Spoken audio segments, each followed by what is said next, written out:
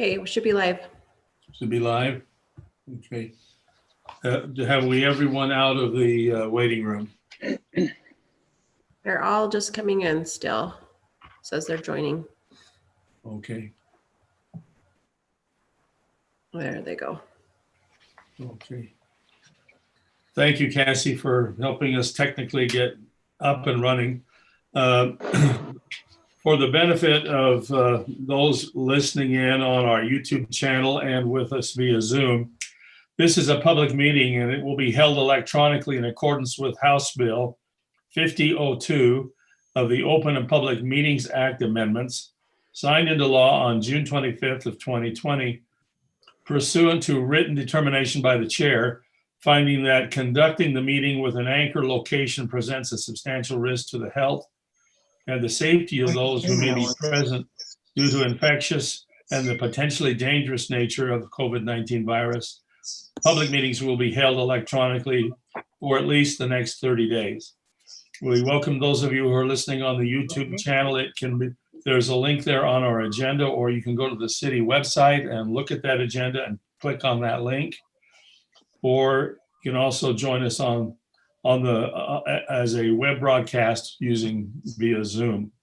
I'm going to call this meeting to order, and I've asked Corinne if she would lead us in an invocation or a thought, and then I've asked Lisa if she would lead us in the pledge. Yeah, from there. Hey, it's Lisa. That's who you got to talk to. Our Father in heaven, we are grateful to be able to gather as a council and as a city with these electronic meetings during this time. We pray, Father, that will have thy healing hand upon this earth, blessing those who are struggling in any way that they need. And we pray that thy will be done. We also pray, Father, that we will use kindness and be able to see truth instead of error in our decisions tonight, that we will set aside our own egos in order to make the best decisions for our city and our residents. And this we humbly pray in the name of Jesus Christ. Amen. Amen. Please stand for the pledge. I pledge Allegiance to the flag the of the United States United States of America to the and to the republic for which it stands, one nation, under God, indivisible, with liberty and justice for all.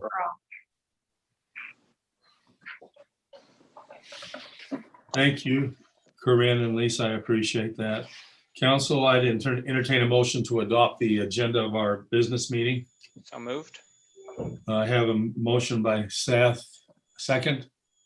Second. Was that not you, Seth? It was Jordan. It was Jordan. Okay. A motion by Jordan and a second by Corinne. Any further discussion? All in favor? Aye. Aye. Any opposed? Cassie, would you record that as unanimous? Now, Cassie has informed me that we have two written comments that would need to be read into the record this evening. Let's do that first, and then we will, those who are here with us, if you would like to comment through Zoom, we welcome that too. But Cassie, could you read those into the record that have melded themselves with you? Yeah, this first comment is from Adam Brown, and he emailed the applicant for this agenda item that he's referencing. He also emailed several other residents that have been involved in discussions about this project. He references agenda item number 6, continued discussion of proposed zoning map amendment for property located at approximately 1850 West, 1700 South. He says attached is a proposed plan for the Dahl mixed use project that developer Jerry Preston is submitting for the city council's review on the November 17th agenda. The members of the Walker Estates HOA board endorse the changes that have been made to this current revised plan as follows. Number 1, the 2 north-south buildings have been turned so the ends are closest to Walker Estates and the fronts are facing east and west, thereby affording more privacy to the Walker Estates residences. Number 2, these same buildings were proposed to be 3-story buildings, but they are now 2-story on the south side and 3-story on the north side thus providing more privacy to the Walker Estates residences. The 2-story elevant are not as harsh as a 3-story would be against our single-story homes. Number 3, the parking spaces on the west side are now facing east and west, thereby helping to minimize headlights shining into the Walker Estates residences. And he just asked for this to be included in the minutes for the meeting and signs it as the Walker Estates HOA board. He also attached a rendering of the project, which I provided to all of you in your email. And then the second comment was a response to that email from Steve Wright. And he asked for it to be stated that Mr. Preston has made clear statements to the effect that the water retention area will actually be much better than what was initially planned. My recollection is that much, if not most, of that retention area is now underground. The city clearly needs to ensure that the retention is sufficient to ensure water will not be an issue for the residences in Walker Estates, especially those adjacent to the project. Mr. Preston has worked hard and well with Walker Estates in trying to resolve the issues of greatest concern to us. I am also grateful for the members of our HOA who have done so much work in such an amicable manner to make it possible to reach this solution. We hope and trust the development of the property will be successful for all concerned. And that was it, Mayor. Thank you, Cassie. Now I would welcome any comment. We have 25 participants on our Zoom meeting. If any of you would like to address the council in public comment, we'd welcome that now. If you'd state your name, your place of residence, and we'll give you 3 minutes. If you could go, if you could go and raise your hand over in the participant log. If you hit participants, I see iPad, but I don't know a name. My name's Sterling Georgiana, sir. Didn't know if you could even hear me yet. Yes, go ahead.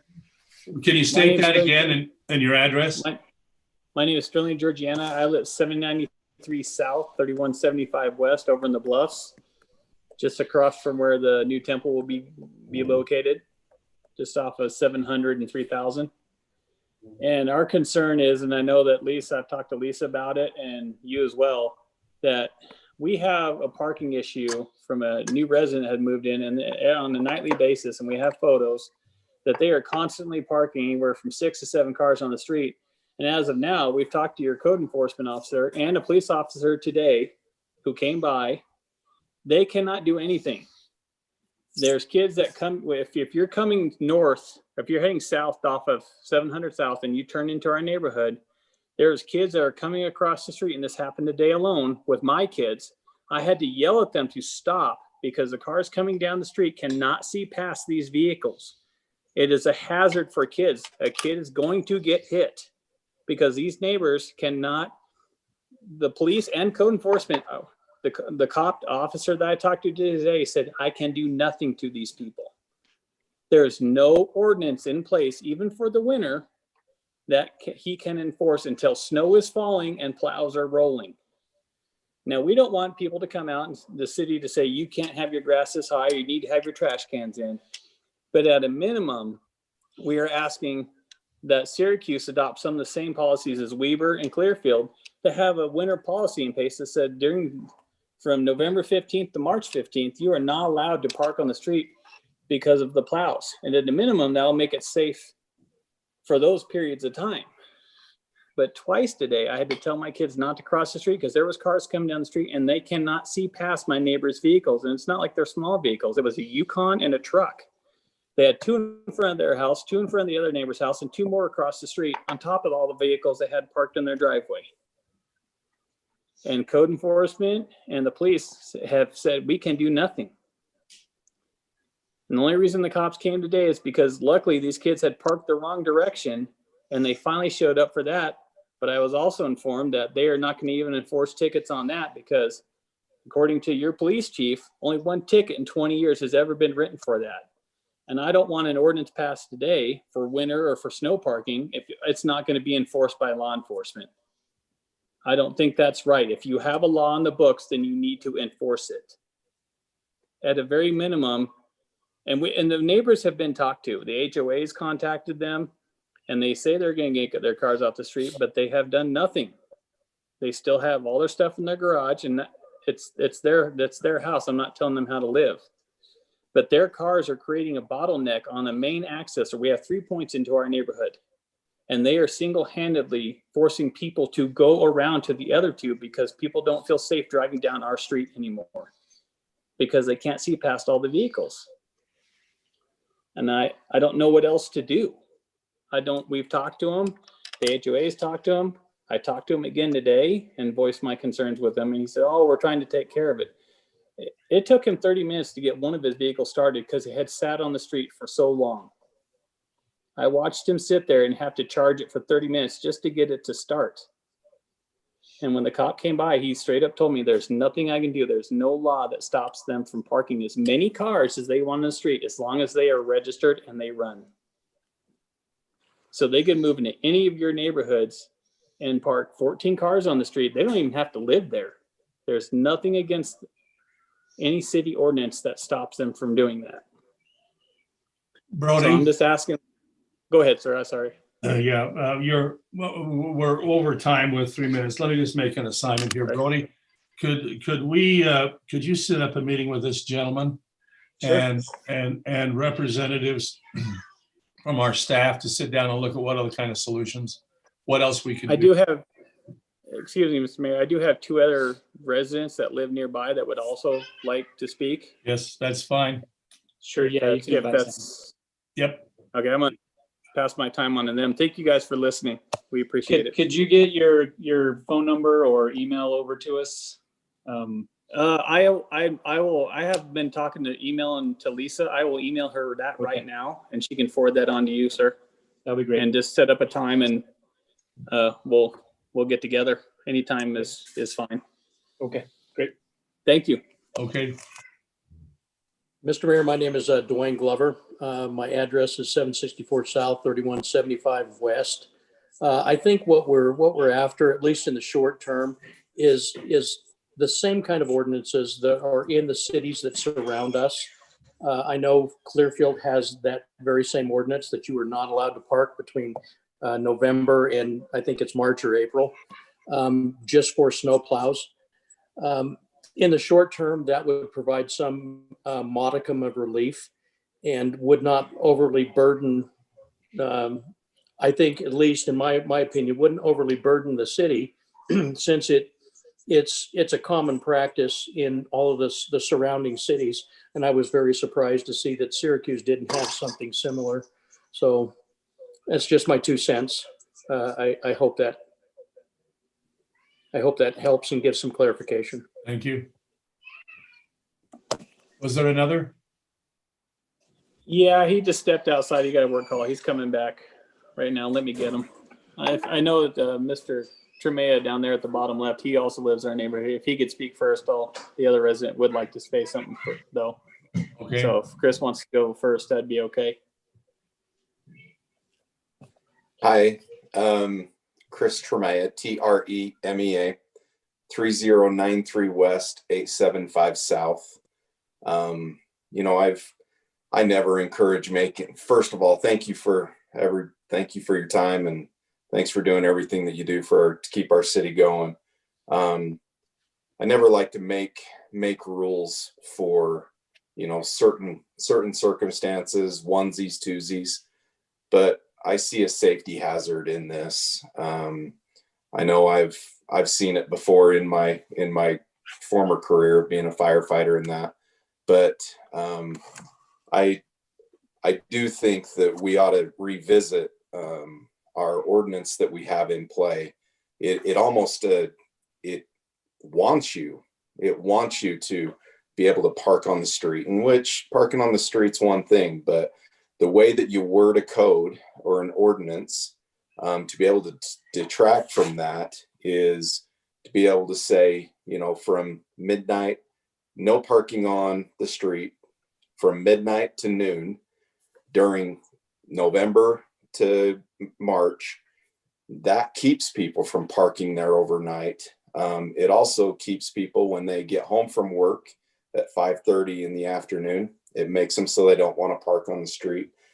Just the way that we word things kind of helps us there. So I'll probably be one of them that gets to sit with Brody and the staff members and be able to talk about that. But I appreciate it. Thank you very much. You're welcome.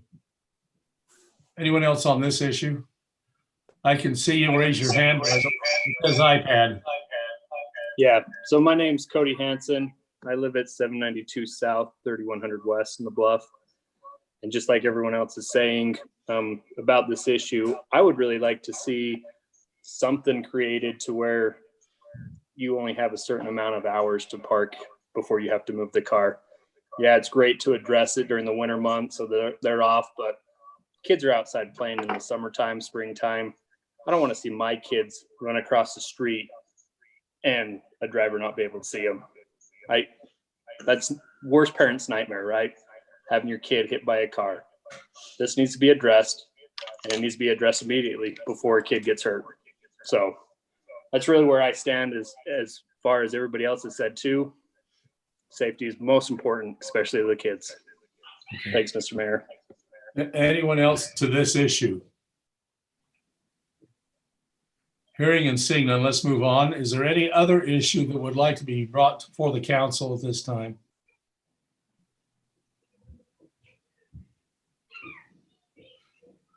Cassie, I don't see any hands raised in the participants. Do you? No, I don't. I don't. Okay. I'm going to close public comment for this evening and thank you for what you've done. And Brody, if you take that assignment, let's see what we can do if we, you know, what our next action ought to be. All right. Council, we're down to item number 3, the canvass and the consideration of certification of the results of the Syracuse special bond election.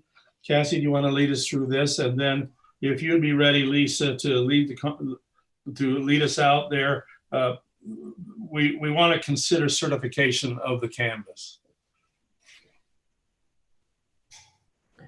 Okay, yeah, Mayor and Council, just before the meeting, I emailed you out the final report from Davis County.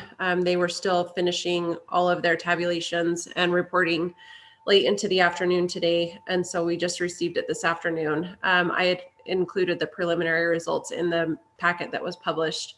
The final results indicate that there was a 90.64% voter turnout in the city.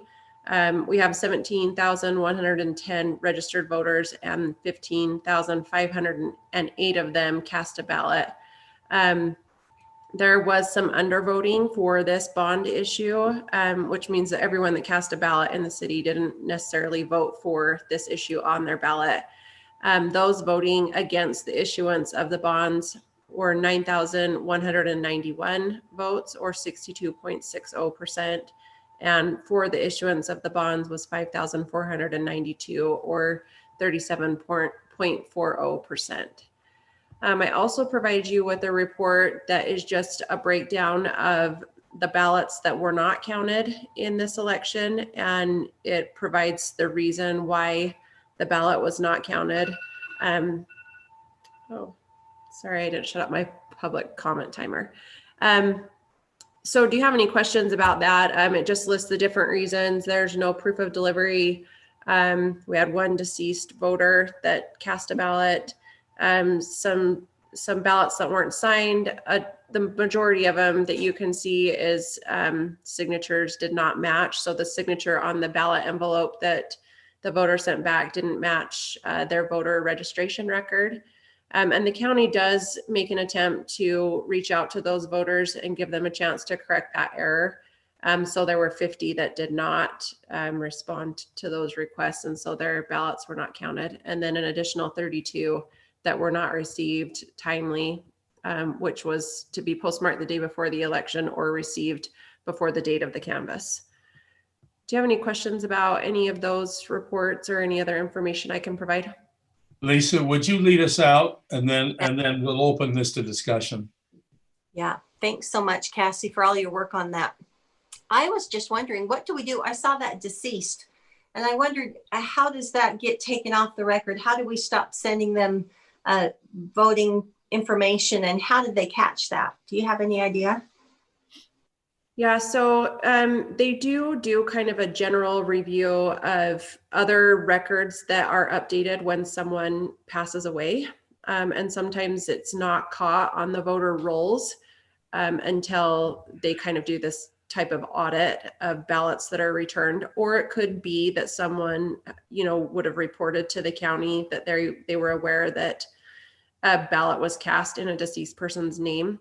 There's a couple different ways that can be found out, but the county can pursue an investigation to see if that was a voter fraud issue and see the reason that ballot was cast, and they will update their voter rolls so that person will not receive a ballot in the future.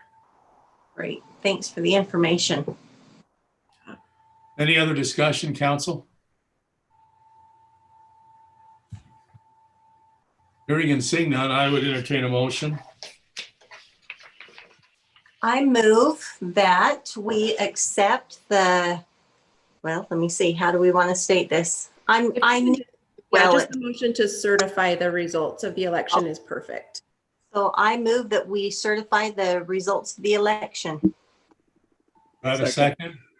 Seth, you were right. I got you this time. I have a first and a second. Any further discussion, council? All in favor? Aye. Any opposed? Okay, Cassie, would you record that as unanimous? Let's do a continued discussion on the CARES Act monies being an interlocal agreement with Wasatch Integrated Waste. Brody, can you lead us here?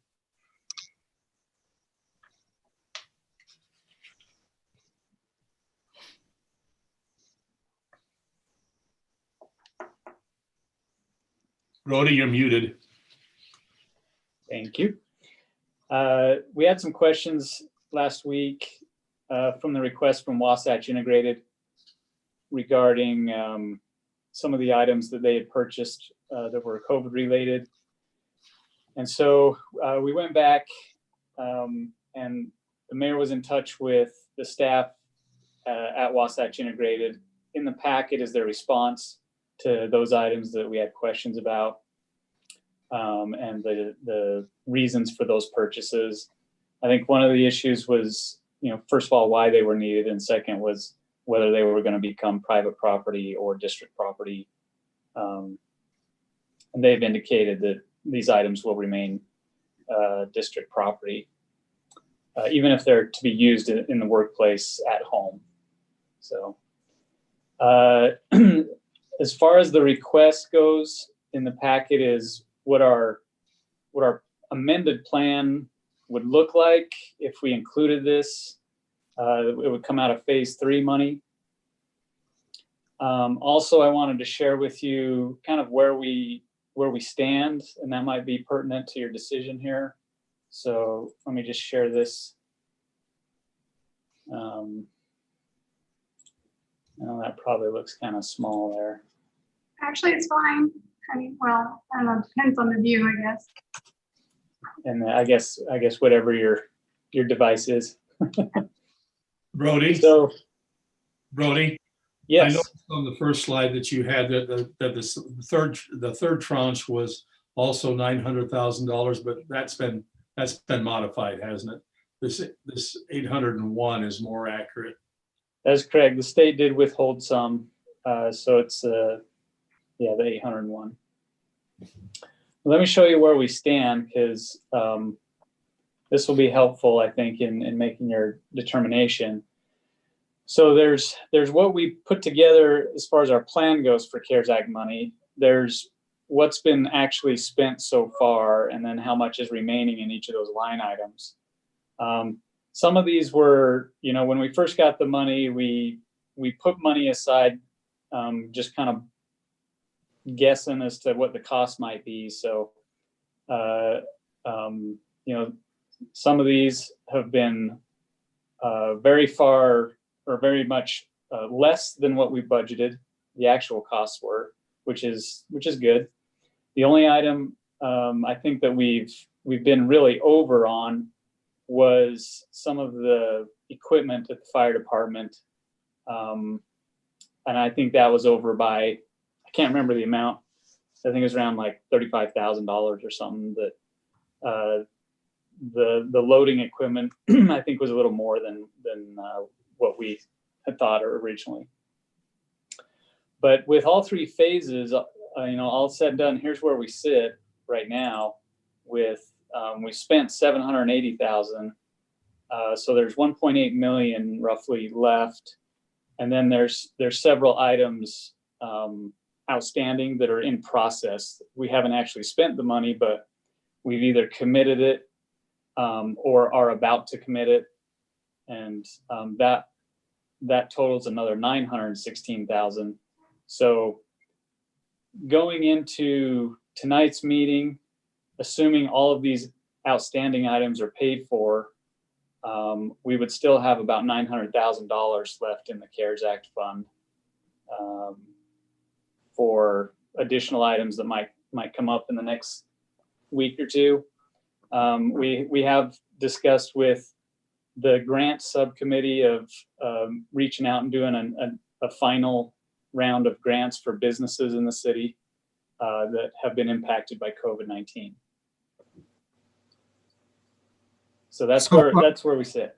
So far, we've also received about 150,000 in that phase 2 of the business grant program that just have come in yesterday and today.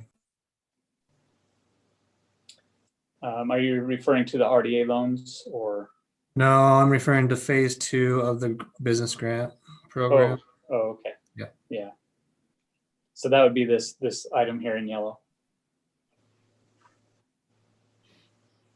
Yeah, So so drop that's that. additional to what we reviewed last week. Yeah, correct. So the phase 1 is what we reviewed on Friday. Phase 2 will be everything after that.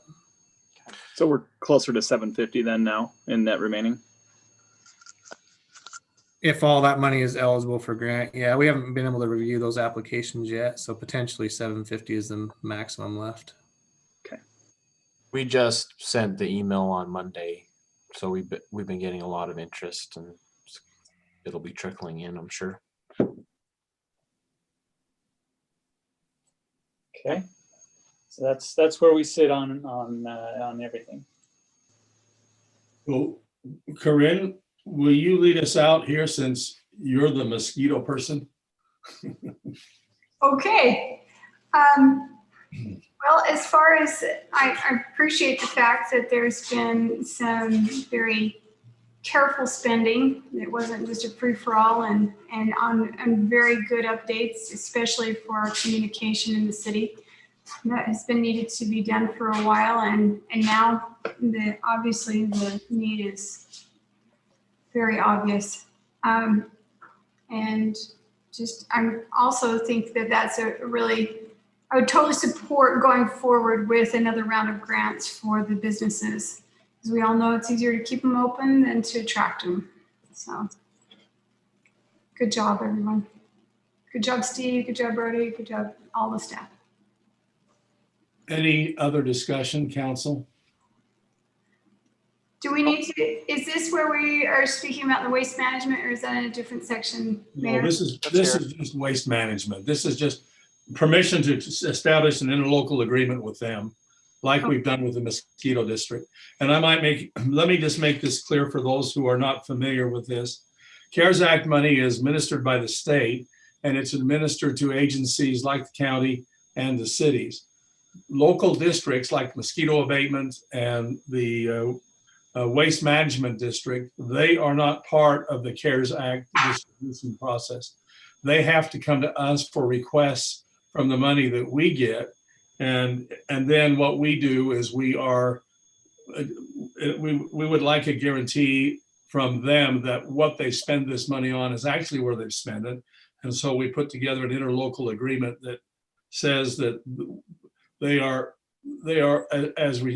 by receiving this money, they're agreeing to abide by what is required by law for the spending to be. So they are public service agents, but they are not legislative bodies. So they don't participate in any tranche with the CARES Act. So they're coming to us for aid, like the school district did, like the mosquito abatement did.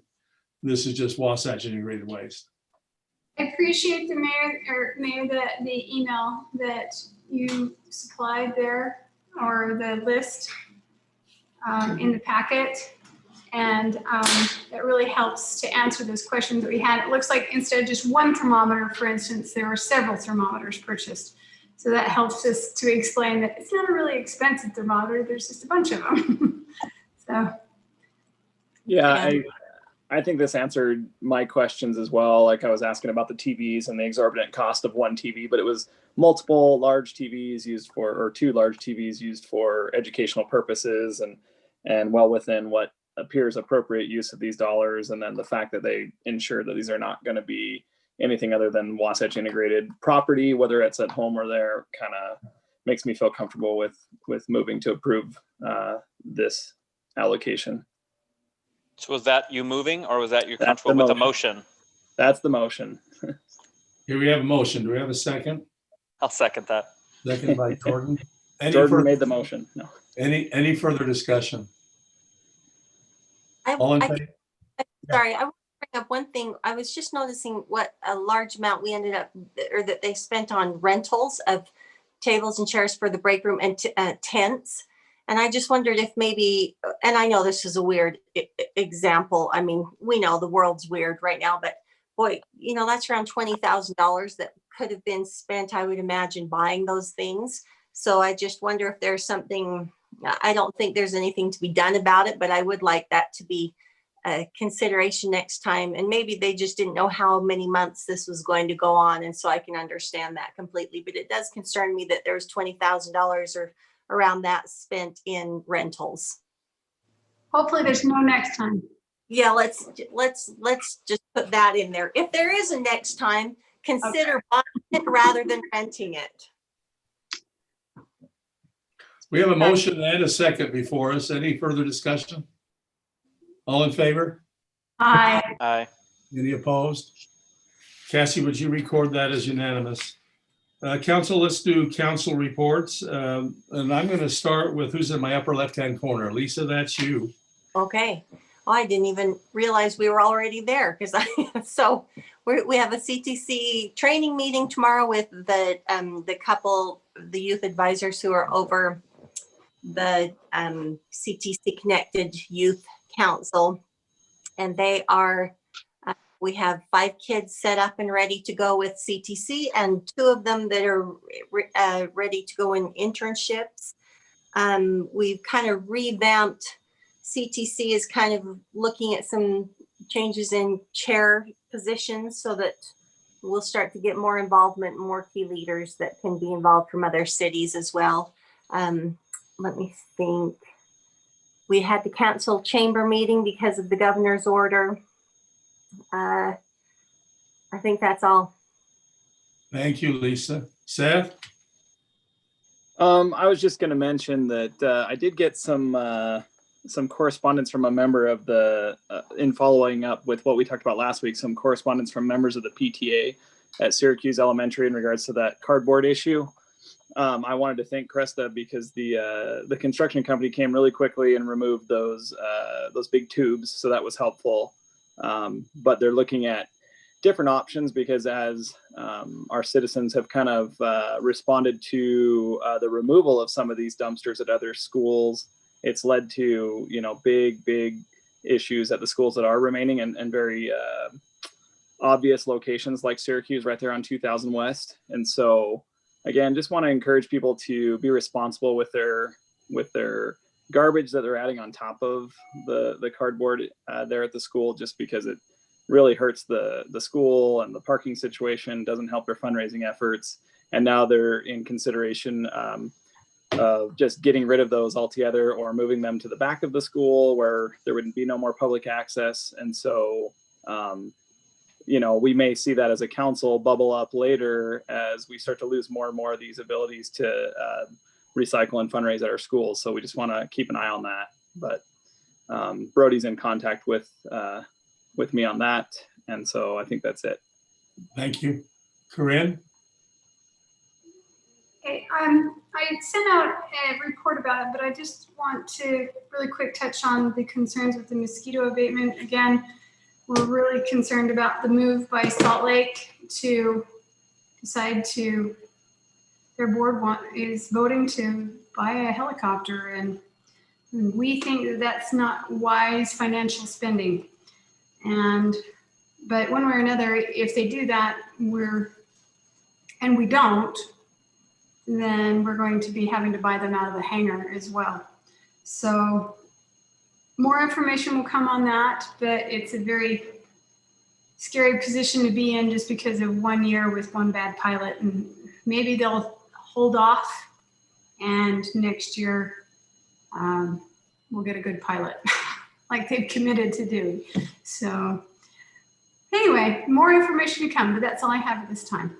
Thank you, Corinne. Jordan? Not much since last week. The only thing I would add is as Brody and Noah are reaching out, we would encourage the businesses to, if you've had an impact, there's avenues for help, and please reach out to Noah to get some of that information. That's all I've got. Thanks, Jordan. David? I emailed you quite extensive report, so I'm going to leave it at that.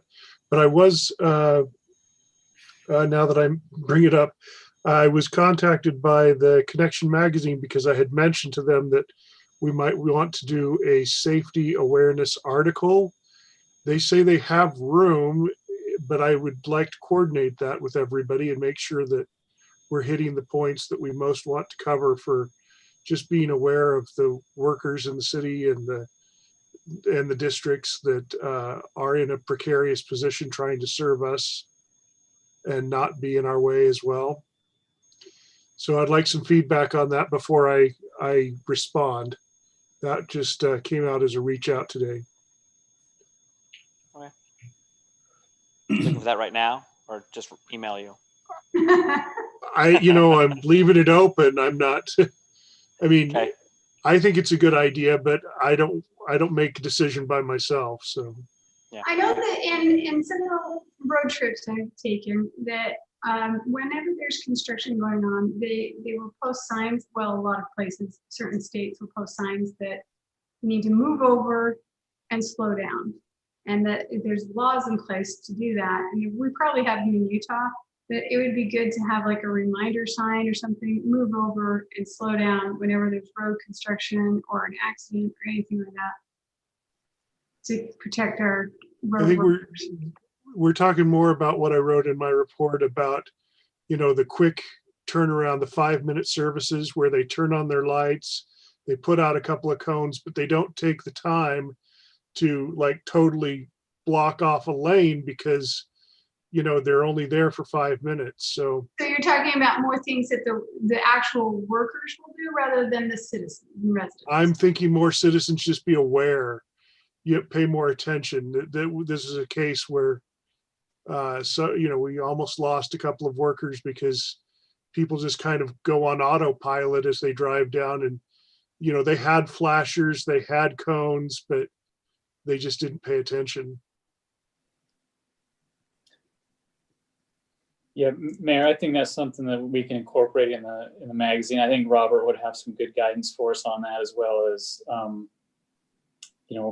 Paul might be able to have some guidance on, what are the penalties if you disobey these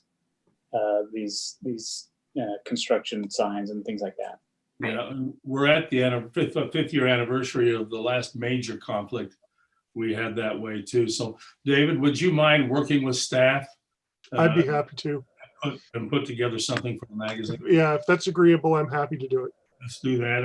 But probably December, maybe January, maybe a good resolution or something for people to. Okay. December is probably, today is the 17th. They're probably going to print the first of next week. So. Okay. I don't know their schedule. She reached out to me today, so. Okay. All right. That sounds great. I only have one thing, and I would like to address my friends from the fire department. They lost, in the fire department community, they lost a mentor this week to death. And I know how important and what a brotherhood and sisterhood exists in the fire department. I spent a good portion of last week visiting with them and realized how much they have in common with one another. And I'd just like to give my condolences to our fire department. They've lost a good friend. In the 27th chapter of Proverbs. It says, iron sharpeneth iron, so a man sharpeneth the countenance of his friend. And this mentor was one of those kind of people. So, Aaron, I would love to have you express to the men and women of the fire department, we feel their loss, and realize what an effective mentor this gentleman was. So thank you. And Brody, that's all I've got. You have something? No, just echo your comment with the fire department. That was a big loss. We had a good discussion with them today. We had a group meeting with the fire department, which was good. And I have the manager's report out from last week, so unless there's any questions, I don't have anything else. Are there questions on the manager's report? I struggled to get in again, but I will keep trying. Okay. All righty. Council, I'm going to call a recess to our work session. Let's go to that agenda, can we? And let's move on with that. I'm calling that meeting to order. We're now in a situation where we're going to perform the work of the city. We will not be acting on anything in this session, but we'll be open to discussion. Our first item is item B, discussion regarding proposed amendments to the Parks, Trails, and Recreation Impact Analysis, the IFA, and Impact Fee Facilities Plan. Steve and Cresta, do you want to lead us in this? Yeah, I'll go ahead and take that, Mayor. So we've been pretty busy with our impact fee plans and updates. This is just another one on the list of ones we wanted to update. One of the main reasons is to update to current values in our plan, as well as add the park maintenance facility into our IFFP. So you'll see those changes in here. The fee is proposed to go up slightly. I put a comparative in the packet so you guys could see how we rank among cities around the Wasatch Front. Our current fee is $23.93. With the proposed changes, it would go up to $27.49. That still puts us about middle of the pack as far as costs go. If the council is okay with this change, what we do is take it to a meeting in December for approval. If it were to be approved, we would have to wait the 90-day waiting period since the fee would increase. And so it wouldn't be effective until February or so of next year, February or March. So that's basically it. If you guys have any questions, let me know. Dave, do you want to lead us out here? So I've been a part of several of these fee reviews, and they are pretty much, we're pretty limited on what we can do here. What the study tells us is what we can do, and we can't do more. So I'm a believer that we have reviewed so many of these that there is a greater impact than what we are allowed. But so I don't have a problem going with the allotment. But it is pretty cut and dried. We can't do more than the study tells us. Any other comment, council? I have a comment only with the comparison cities. I historically, when I look at fees, I see cities that I consider our peers, or at least good comparisons. I noticed that the list changed in this circumstance, and instead of West Point and Kaysville, Farmington, instead this listing is made up of Salt Lake City, South Jordan, American Fork, Provo, which all have much larger populations. I guess I'd be curious to know when, can we get this list updated with better peers? I guess why these cities? I'll give you the quick answer. It's what Susie Becker and Zions Bank had on file as comparative. So I grabbed that list. If you want additional ones, I can go out there and get them for next meeting. Yeah, that was my only question is I don't really consider these guys peers. So when we're saying we're in the middle of the pack, being in the middle of the pack against something like a Salt Lake City or Orem, Provo, just isn't quite a good comparison. Yep. I will try to get some in Davis County for the December 8th meeting. Appreciate it. So I was just going to mention that I think this is a really important analysis, and you know, Dave, you're right. We'll see these a lot. I haven't seen too many of them, but you've seen a lot more than me. But I think it's important. I had a lot of questions around future growth and park development, and why we don't just raise the impact fees to cover the services that we want. You know, why don't we just make it so that whatever that comes to, you know, equals $50 million or whatever, you know. And I think this is a very science-based approach, right? And it's very standardized and limits us, like you spoke to. So I appreciate these types of works, and the fact that it I don't like that it limits us, obviously, but I do like that it's systematic and done. I always appreciate a data-driven approach. Makes Exactly. it a lot easier to justify and to understand. When we went through this, just to be fair, when we went through this several years ago, one of the discussions was that we really wanted to increase our parks, and we wanted to do even more than we'd been able to keep up with. But, you know, the law doesn't allow us to base our fee on what we want to do. It only allows us to do what is the standard at the time. And so the current level of service. Right. And so, you know, I mean, some of these things are data driven, that based on data that I don't think is 100% accurate, which I don't like. For example, you know, what it has in here is old data with regards to the size of our population. It has some old data in here. You know, I mean, we've grown since the stuff that's published here, but it's also based on what they are allowed to pull from. So doesn't it use the current 2020 population? Well, I know that we have more than 28,000 because we had 28,000 people when I started on the council. It lists So- here that we're 32,140. So that's it. Maybe I'm looking at two different spots in the same document, because Page 20 of the packet, it shows I just looked at that today. 2020 Syracuse City population. Yeah, and I'm guessing it's still even, obviously it's projected for 2020. But yeah, but I know what you mean, Dave. Yeah. Anyway, it's okay. I see it on page 20. Where did I see the different one? I didn't mark it because I didn't plan on making the point out of that, but I noted that it just didn't jive with. Yeah, it's listed several times, and it all seems to be about 32. Anything else, council? Nope. Steve, can I would then ask you if you would to include in the packet in December some comparables that are in Davis County that are a little more sister.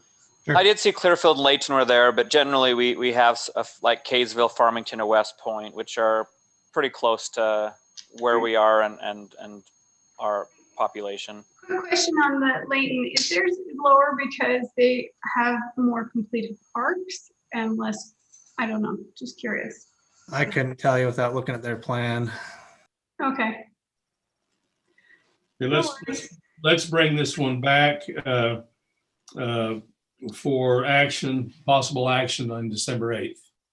Okay, let's go to item C. This is Paul, a discussion regarding proposed amendments to the Arts Council bylaws. And Paul, are you taking this one? Yeah, I'll take the lead on this one. The staff report points out these. Hopefully you got my email. I neglected to send along the code changes that complement these, but really they are, they're conducive to each other. So there's no changes to the code that won't be addressed today with any policy issues. Biggest changes is the creation of a board, an executive board, essentially of 5 members. In order to have a quorum, you would need to have not only a majority of the full board, but also a majority of this executive board present. That would be constituted by the chair, the vice chair, the treasurer, the secretary, and the council liaison. Those would all 5 be executive board members and board members. Otherwise, there's quite a few other changes, but hopefully you're able to look through all those. If you have any questions, I know I wasn't here when they drafted these. Councilmember Mon was. He's the one who sent them to me. So maybe if you have any questions about intent or anything, he's probably the source that I would go to. I'm happy to if you have answer any anything. questions for me, if you have anything for me, I'm happy to answer questions as well. Jordan, can you lead us? I didn't, having not served on the board, I mean, I've seen this type of structure in place before. If this is something that allows them to move forward in a organized manner, I'm fine with it. I didn't see anything specific that made me think this is either good or bad. It just says they're going to have a board, and I noticed we kind of got rid of some of the descriptions of what the board members would cover. Is each of the subcommittees still represented? Because there used to be a orchestra committee chair and a sponsor committee chair and a public committee chair. They are still there. What we did was we changed to 2 groups of board members, one for administrative chairs and one for activity chairs. Administrative chairs, and it says this actually in the bylaws, but it says that would be things like your sponsorships, your grant writers would be administrative chairs, and your activities. We did change orchestra to music because we have more than one music group now, and theater groups and youth groups. So the reason that we condense that down is because as we grow and as things change, it allows them some flexibility to not be out of sync with their bylaws as they allow more activities and different things like that. Right. I mean, that was kind of my thing, is I just wanted to understand, has the board discussed this, and is this kind of what this they're came from the looking board, for? yeah. Oh, So okay. we had a subcommittee of board members where basically, and I was there for that, but I was more the scribe. They brought all the issues that we felt were out of sync with the current bylaws and added them. We took it to the entire board and reviewed it twice. So the entire board has gone through this and voted on it, and it was unanimous. Okay, I have to say that I'm uncomfortable with some of the changes.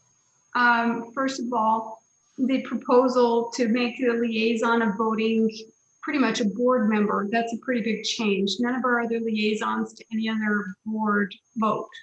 So And let me then explain that one. secondly, well, okay.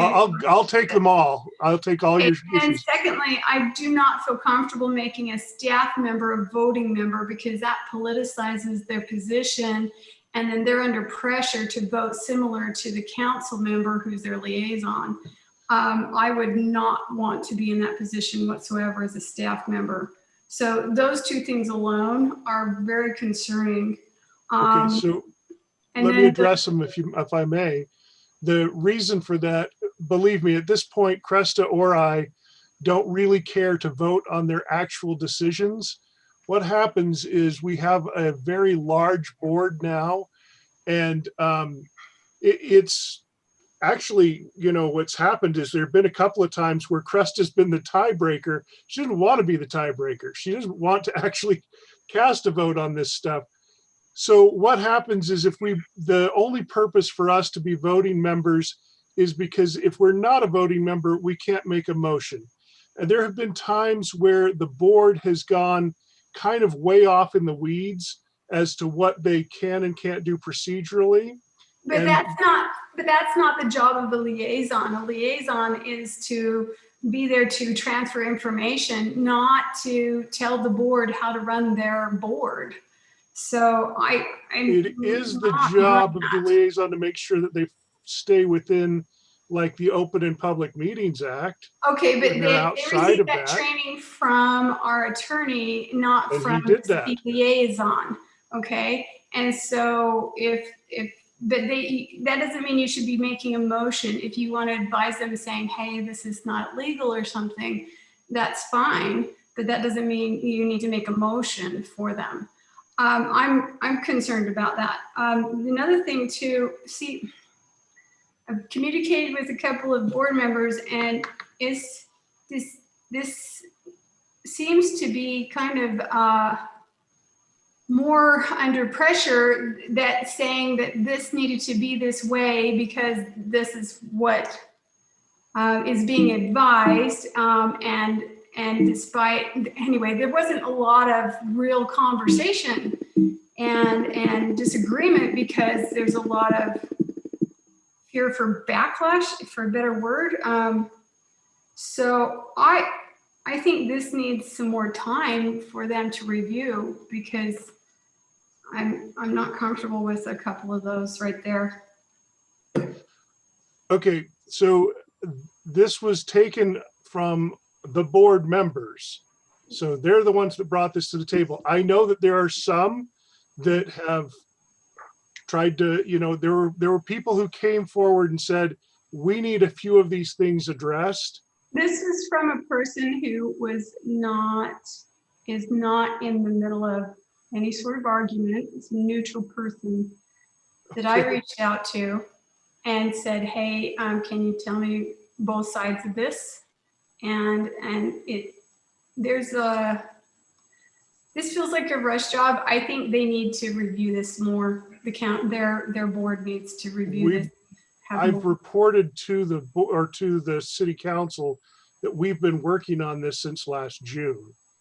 So this is not a rush job by any means. This has been presented to them multiple times. What I was actually told was that the final draft was only seen just prior to this meeting, and that it was in paper form and so forth, and that there was little time to review it in its entirety before there was a vote being presented. So, you know, that's a concern that I just think that, anyway, those are two of my concerns. And there was also an email considering that the meeting was to be postponed because you need either a staff member or the liaison to be there. And I'm not certain of that being the case for any other board that I'm serving on or aware of. So, yeah, you know, because people on their board how they want to. There's always been a city representative at one of these meetings. So can they not hold a meeting without a city representative based on the current bylaws? In the past, the reason they haven't been able to do that is because they can't get in the building without one of us. Yeah, but under meetings, it says that as long as it's a convenient location within Syracuse city limits, it doesn't have to be at a city building. Just saying. Okay. That, I mean, there is a postponing, but there's this idea that these are already going to be in place, and that's why there's been a delay in having your special meeting that you're supposed to have tonight traditionally. Well, so actually, there's no traditional meeting. We have an emergency meeting called special meeting tomorrow because they have some conflicts with dates, and that would be justified as a board decision. Again, I don't care what they do. They just need to decide as a board instead of having one person dictate to the others what they will do. Seth? Yeah, so a few thoughts. One was it was a little difficult to follow the track changes and the iteration that we saw there, just because there were so much additions and subtractions. So like, for instance, I was having a hard time figuring out what like the blue and the yellow highlights were those recent additions. So if there's a way to see this in its entirety without any changes, plus, a version with just cleaned up changes, that might be helpful as well. Just because that's it's a lot of wholesale changes in small areas, but at the end of the day, I think whatever the board wants, we want to support that. And I too also received a few outreaches from members that felt similar to what Corinne's describing. And so if we could get clarification on that, that would be helpful for me. Okay. Lisa? Yeah, so I had a few concerns with the voting. I think anytime we put a staff member in a political position, that makes me concerned, because they don't want to be put in that position. And I don't think that that's necessary. And I'm thinking in terms of if I'm the liaison to any position, how much I want, how much control should I have, and how much should my finger be in every little section? And I don't think that there's a reason to have the liaison as a voting member.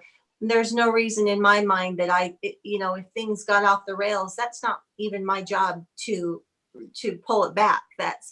I'm there as a connection to the council, not as the administrative arm, in my opinion. And so being on a lot of liaison positions, I wouldn't ever think it was my job on a community council to pull a meeting back to order, or in a chamber meeting to pull a meeting back to order. That's the chair's position. And I think we need to be really careful about the responsibilities that we're burdening liaisons with, because we have a lot.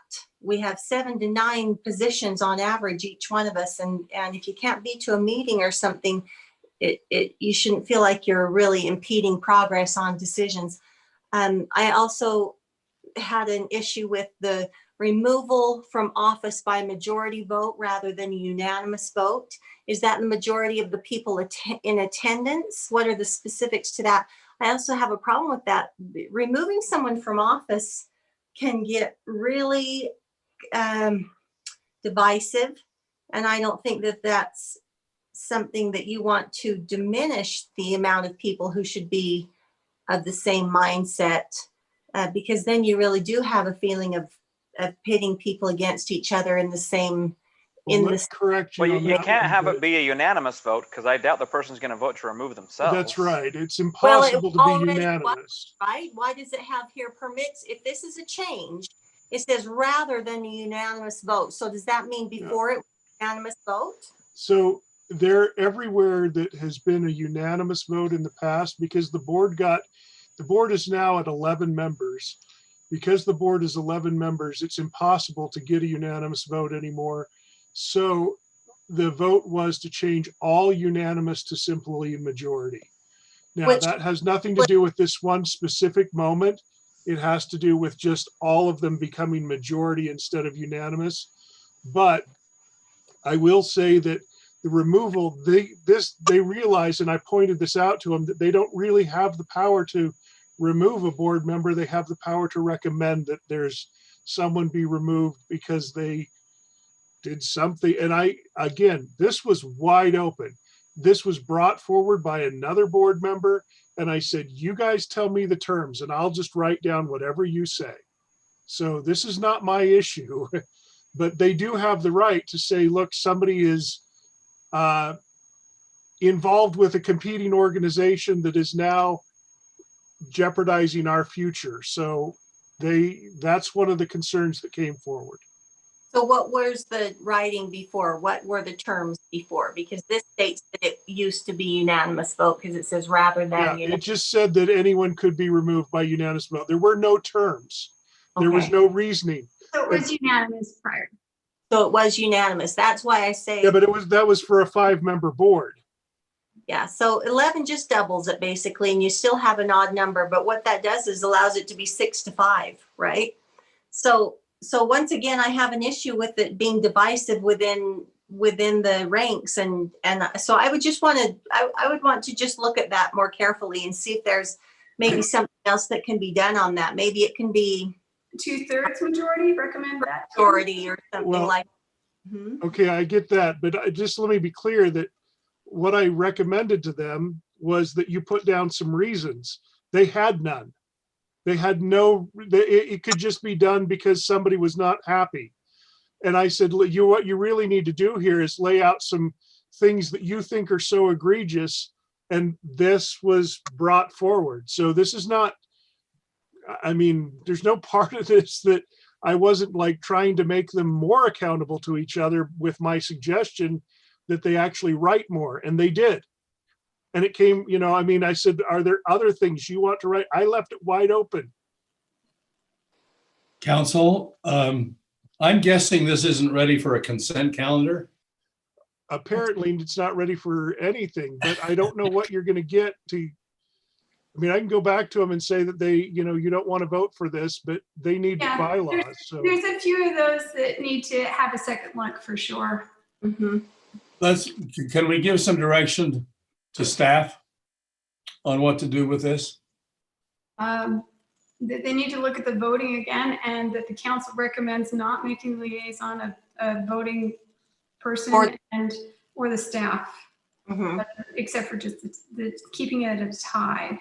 There were I'm okay with the staff having a vote, but I agree as a liaison, unless you are formally added to the, like I've been on one of the boards that I was liaison to, they actually put me on as a voting member aside from the council. And so if Yeah, they want to put you on the board, they can.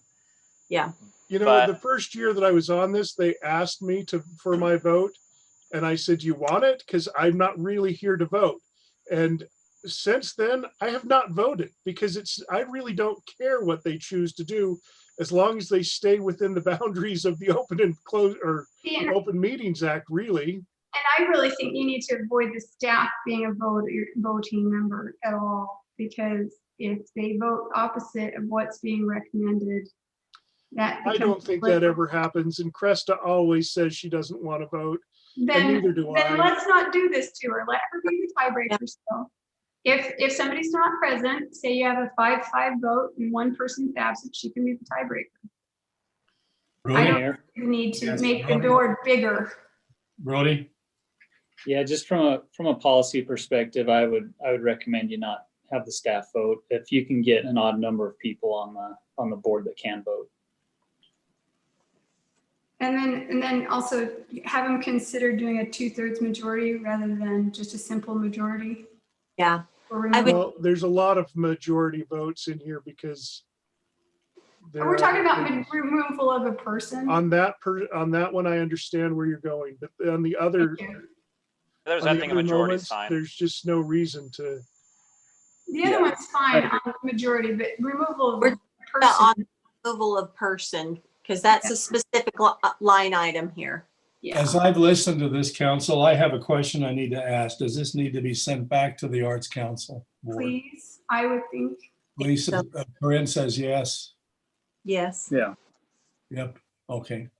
Let's send it back to the Arts Council Board for a further review like we would do the Planning Commission, and then have them bring it forward again. Thank you. Brody, does that sound fair? Paul, does that sound fair from staff? We can do it. If you want us to, do you want me to put together, the changes are pretty minor actually, as far as text goes. Do you want me to change the text a little bit, or do you want them to change the text and send it back with Council, those issues? Seth, you were the one who talked about textual changes and No, I'd be fine if Paul, you made the changes. I don't have an issue with that. Well, I if think you that would want be to send it cleaner. back, I'll just take it back to them and say, here's the things they want reviewed. If they're going to look at it anyway, yeah, it's fine. We can do either way. It'll make its way back to this body no matter what. okay. All righty. Thank you very much. Let's move on. Let's talk about the paramedic situation. And Jordan, you've been involved in this too. So Brody, would you want to leave us out with this? Yes. Is there like a hearing aid noise going on here, or what is that squealing? Do you guys hear that? Mm-mm. Mm-mm. Okay. I was hearing it, Seth. I don't hear it anymore though. Is it back? Yep. How about now? Eric, do you still hear it, Seth? Because I don't. Well, only when Jordan's on. Okay, Jordan, let's hear it and see if it's you. Hearing aid? You got hearing aids, Jordan? I have my fireplace fan going in the background, so that could be it. Because I hear it. And I'll stay on mute as much as possible. You don't have to. Okay. This is an issue that some of you have been involved in. We want to make sure it gets brought out to everybody on the table because there's some decision making that's going to have to be made in the next few months. So we're going to go through, I'm going to turn the time over to Chief Byington. He's going to take us through what the issues are and kind of what the discussions have been around the county thus far. Tonight, what we want to do with this discussion is just present what the issue is and what the timeline is looking like for it. And we can get into the money side of it a little bit, but with the time we have available, we're thinking maybe we'll end up getting more discussion in December. We can get into the kind of the nitty gritty of of the funding issues. But I'll turn the time over to Chief Byington, and we'll go from there. Council and Mayor, thanks. Appreciate the time. Brody's clicking the slide, so every once in a while I'll do my little imaginary clicker there for him to move through if we need. I make a good remote. So really, I wanted to start off with a little bit of history of EMS in Davis County, and we're going to start in 1978, where the paramedic service began with Davis County. I was 6 years old, so I don't have a very good recollection of it. So anyway, back in 1978, it was very important for the county to provide EMS to the county, because a lot of the agencies, a lot of the fire agencies, in fact, every one of the fire agencies were still running volunteer bases, didn't have the capabilities to provide EMS. As the county grew, those had started to change. In 1994, Layton City started ambulance transport. 2001, Layton City began a paramedic service. 2002 is when Syracuse and a lot of the smaller cities had kicked in and started running a full-time ambulance service. And that was the time that Davis County completely removed the ambulance service from them providing it.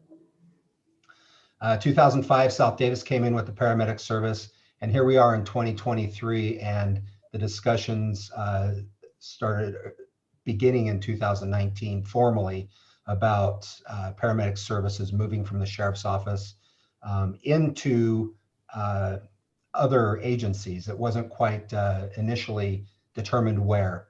However, as we move on, if I talk about how paramedic service is currently provided, right now in the county, there are 9 total paramedic units. And I talk about partially funded, and what I mean by 8 partially funded are those 8 of these are funded in part by paramedic tax rate through the Davis County paramedic taxes that we see.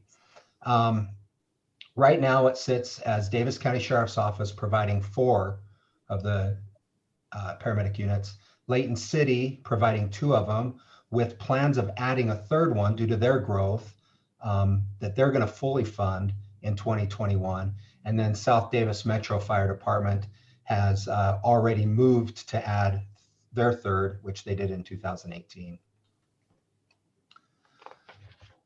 Quick little service comparison just to let you know the difference between EMT Advanced and EMT Paramedic.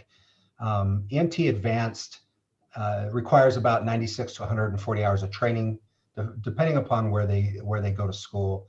It also requires some field internship, and it is the intermediate level of EMT training recognized by the state. They can provide advanced life supports.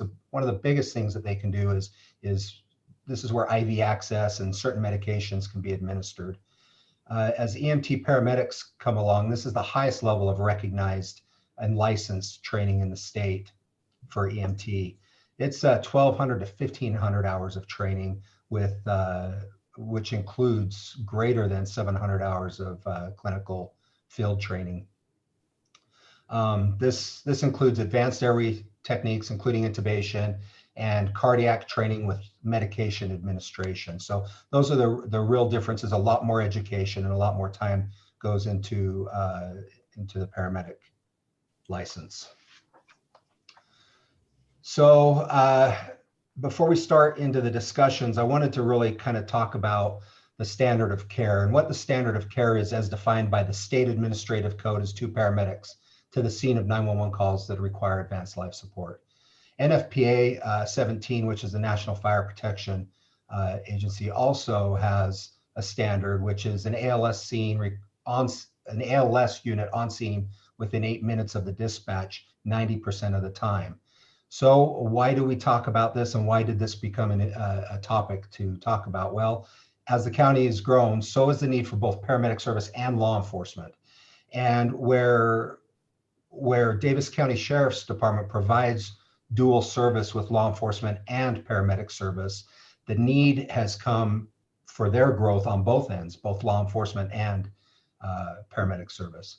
So what has come about this, and before I move on any further, I want to make sure that it's very clear that Davis County has great people working there and that provide a good service. However, there have been issues that have been happening within the county and are increasing, and it has nothing to do with the people that work there. The issues are increased response times. There are some times that there will be a paramedic unit in the north end, or the south end, excuse me, in the south end of the county to come to a north end call. And there are many times that 8-minute response time is, or maybe one paramedic shows up. Like I said, this isn't on every occasion, but it has been occurring and increasing. The other issue that we have is billing and supplies. I know that this last year we had a discussion about the ambulance or the paramedic billing and what we pay for Davis County for paramedic rates based upon what we bill. The other thing is supplies. Davis County, because they are not a transport agency, don't have the ability to bill for supplies. And as a fire agency, we're not able to carry supplies for them to restock on a lot of the ALS medications that they carry. So those are just some of the issues, and that's why these discussions begin. I do want to make note, though, that this has informally been discussed amongst fire chiefs for several years. In spring of 2019 is when the discussions began, and it started with the city managers. This is shortly after Sheriff Sparks took office, and a lot of this was really initiated by him. In fall of 2019, we had a meeting which included the city managers, the county officials, fire chiefs, sheriff's office, and dispatch. And from that meeting, we decided to have some subcommittees and have those subcommittees talk about coverage, service delivery, revenue, and expenses, and really kind of deep dive into it and see what it was going to cost to move forward with this. In spring of 2020, we brought those findings back, created some additional study areas, which is a transition timeline, talked about interlocal agreements, education, financial aspects, and then county tax. And then here we are in fall of 2020 in that timeline. So now we're going to just really kind of cover what was determined in those study areas. So the first one is the coverage. We already talked about the advanced life support on scene in less than 8 minutes from dispatch 90% of the time. We had a map created which placed every single station in Davis County and then created a heat map around an 8-minute response time as traffic flows. So this took into account stop signs, time of day, and routes. Instead of how a lot of these are positioned by as the crow flies, this was built differently. So we took this map to the meeting, and from that meeting, we had made a determination just strictly based off of the 8-minute response time that North Davis County, that we counted Syracuse, West Point, Sunset, Clinton, and the west side of Hill Air Force Base as North Davis County would require 3 paramedic units, with housing them at Station 21, which is in Clinton, Station 31 in Syracuse, and Station 42, which is the North Davis Fire District Clearfield Station. Layton City covers and provides service for Layton, South Weber, and Hill Air Force Base. From this discussion, we determined that Layton City would need 3 paramedic units. They already had 2 existing and were in plans to put on their 3rd one already. Central Davis County, which was Kaysville, Fruit Heights, and Farmington, would require 2 paramedic units, one at Station 61 and one at Station 71. South Davis Metro Fire, which already has 3 paramedic units, would maintain their 3 paramedic units. Basically what this does is this moves this from 9 current paramedic units in the county, with a 10th one coming by Layton City, and adding 1 more, taking the 4 that Davis County has and dispersing them throughout the county. So then we talked about service delivery, and there was a lot of discussion on service delivery, that we wanted to make sure we were able to provide the service to every single community member in every section of the county. And Sheriff Sparks, really one of the biggest things that he wanted was a borderless system, regardless of geopolitical boundaries. And so basically what that would be is in the future, as dispatch changes, automatic vehicle location. So they would dispatch the closest unit to the scene of a medical emergency. Also, the continued use of mutual aid agreements or interlocal agreements so that we can cross those boundaries and work together. And then countywide paramedic training so that we can ensure continuity. We also talked about paramedic response units because there's a lot of different theories out there on how to run paramedic response. But we had determined that paramedic response vehicles, as per the standard, must be staffed with 2 licensed paramedics, which is currently a state standard. It's also a Davis County EMS Council recommendation. And then all additional paramedic units, and these are all additional paramedic units from the ones that are currently in place with Layton City and South Davis Metro, must be non-transport mobile rescues. This allows us, especially us departments that have single stations, so Clinton, Kaysville, Farmington, and Syracuse, the ability to cross those boundaries and not utilize other apparatus to do that. So that's what came out of the service delivery discussions. Hey, Aaron. Yes. Let me just drive that point home a little further so that, yeah, the point of that last comment is, you know, if we have a transport unit, you know, like an ambulance or a transport engine, and we're responding to a paramedic call in, you know, say Layton or Clearfield, that we don't lose that transport ability for our own citizens. So with the non-transport mobile rescues, we can go out there and attend to the call and still be protected here at home, so to speak, right? Yes, and as the city grows and as departments grow, putting paramedics on additional units would possibly make sense.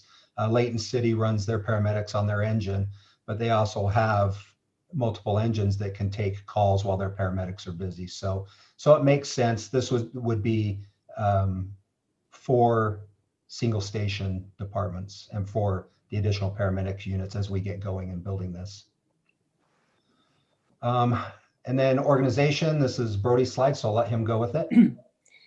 Okay, so yeah, last spring, so let me back up. The fire chiefs, when we had this group, we actually asked the fire chiefs to figure out the best borderless system that we could come up with using the response times as GIS data and the response capabilities and methods of delivery, so that we took it out of any kind of policy or political realm and just put it in the hands of the professionals that would actually provide the service of what's the best service the county that we're going to be able to provide throughout the county. Based on that, the North Davis area, as the chief mentioned, would have a total of 3 units. And so the group of North Davis cities, Syracuse, Clearfield, West Point, Sunset, and Clinton, we got together and had several discussions of how we can achieve that level of service with 3 units in North Davis County.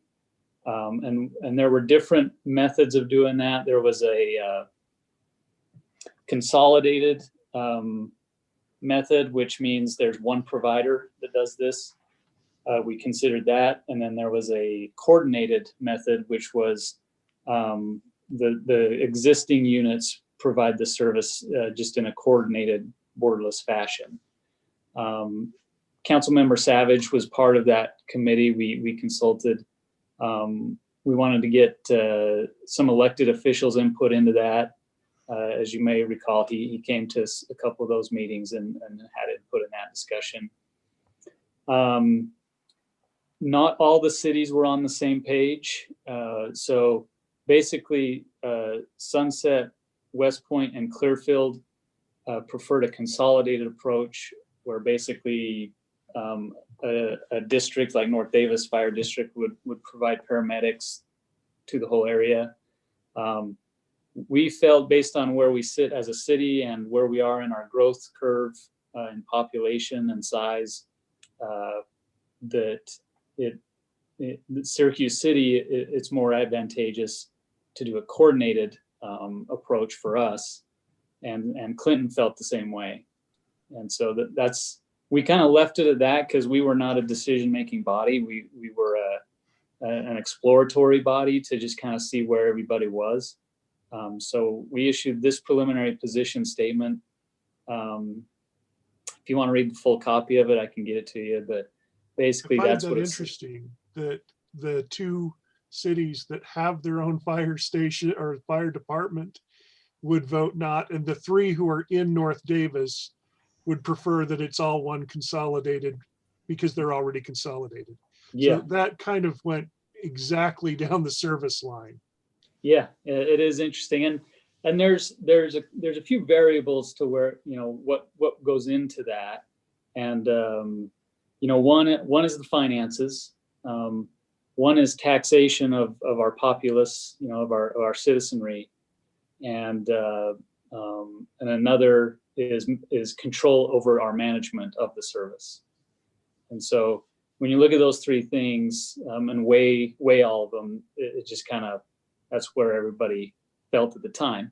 So, so that was our position at the time, based on some input from elected officials and through just having a discussion with the other cities in North Davis County. Can I ask you to elaborate on that? Because when you mentioned taxes, does that mean actually that if we were to have one consolidated service under North Davis, our citizens would then be paying for our fire station and pay a second charge to North Davis for paramedic?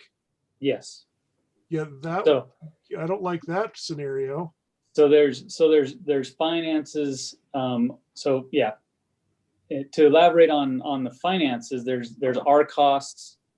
There's also the existing debt on the fire station that has to be taken into consideration. So there's that issue. But then, yeah, as you mentioned, taxation.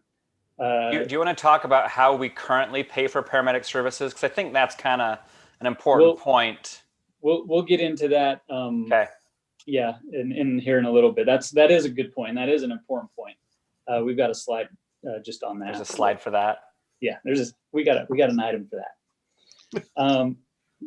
But yeah, taxation is a factor because it will either our citizens would either pay taxes to that entity, or we would contract with them. We wouldn't pay taxes to them, but they would charge us, and we would have to raise the taxes to pay that bill. And so there's the taxation is an important factor. And then the last component of it was control over management. When you have your own service, you have complete control over how it's provided and who's managing that service. When you become part of a district, you give up some of that control. You have input into it, but you can be outvoted, so to speak. And that's a real issue that I've seen. I've managed a community in my career that did contract for public safety services, and it can be problematic, but it's a political decision that the elected officials have to weigh. So I think one other thing I'd like to add to this is that several discussions ago we've had, it's been quite a while, but we discussed the growth of the fire department and how over the next several years we'd like to try to transition away from part-time and move towards some full-time staffing because of the complications we've had with part-time that we've discussed already. This would help with that a little bit as well. So this is part of that growth, which we can explain a little bit later. Yeah, I was going to bring up that same point, Chief, that this helps us in that. Yes. Or not very much. Not a lot, but it does help. Yes, it does. But if you think about it, it also allows us to provide a different type of service to our community. So right now we'll talk about revenue. This was also discussed. The state allowable billable rate for paramedic transport, this is above and beyond what we charge for ambulance transport. It's $554 base rate plus supplies per transport. Right now, we are billing for that, and we're taking the percentage that we collect from that and giving that to or paying Davis County paramedic for their service. And I'm showing back in 2017, 2018, and 2019, the calls, our total call volume. And what I think is important is you can kind of see the trend, how it stays the same as the calls have increased throughout the years. But about between 60 and 65, 67% is the amount of our EMS calls. About 50% of all those are advanced life support, which require paramedic response. And out of all those advanced life support calls, close between 50 and 60% require ambulance transport with paramedics. So the estimated totals that I put here on the bottom are based upon the collection rate of that year that we had. If we were to bill what the paramedic billable rate is, that's the amount of money that would come back into us based off collection rates, which of course change every year.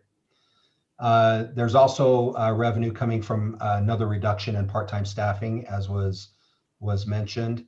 And then the county tax rate, which is Brody's arena. But before we go there, I also want to say for 2020, and this is an important thing to bring up, as of November 10th, we're sitting at a 12% increase in call volume. And so of course we still have, a little over a month to go for the end of the year.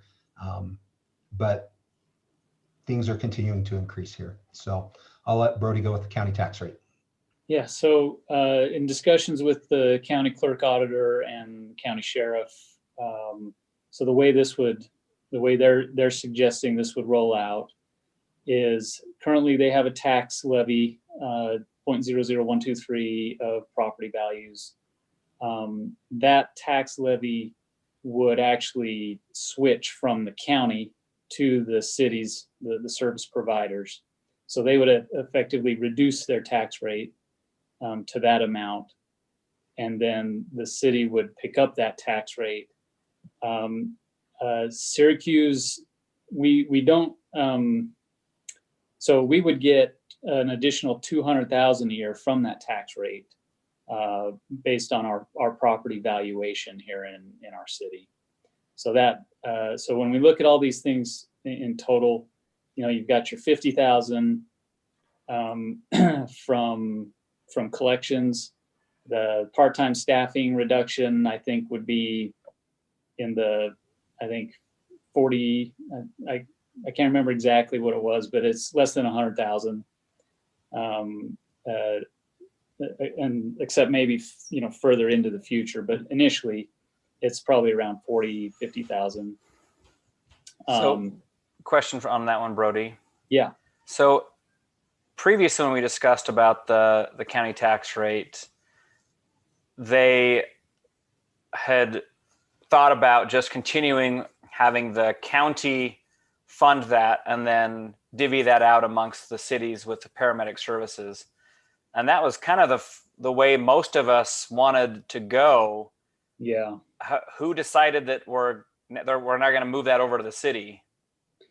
So what the way the valuations work. Is my ringing gone? Sorry. I think so. Okay, good. Yeah. The south end of the county has much higher property value than the north end of the county. And the way, and we can get into the details of this. I have a spreadsheet that I can share with you at our next meeting. But the south end of the county would actually, if they transferred over their rate, they would actually come out ahead from what they were getting before. And the north end of the county with lower property value, we would get the 200,000, but we wouldn't get what the current allocation is to paramedic units from the county. The county is not interested in being the banker, so to speak, they have indicated. if they're going to get out of the service, they're going to get out of the service. And they made this aware that, the cities, when you take on this tax levy, you're not going to get enough money to cover a paramedic unit in and of itself. And so, and we know that, but at the same time, we have to own that and not borrow money from, the Bountifuls and the North Salt Lakes. We have a service we need to provide without taking money from Bountiful and North Salt Lake and Farmington, basically. Council, in the economy of time, we allotted 30 minutes for this discussion. We're at 25. I'll give you 10, Brody, and then considering this a first read, we'll bring it back. Okay, so let me get through these here. On the expense side, we'll give you a look at this. We've got an upfront, and Aaron can kind of go into the details if you want, but capital expense with vehicles and equipment, $150,000 up front.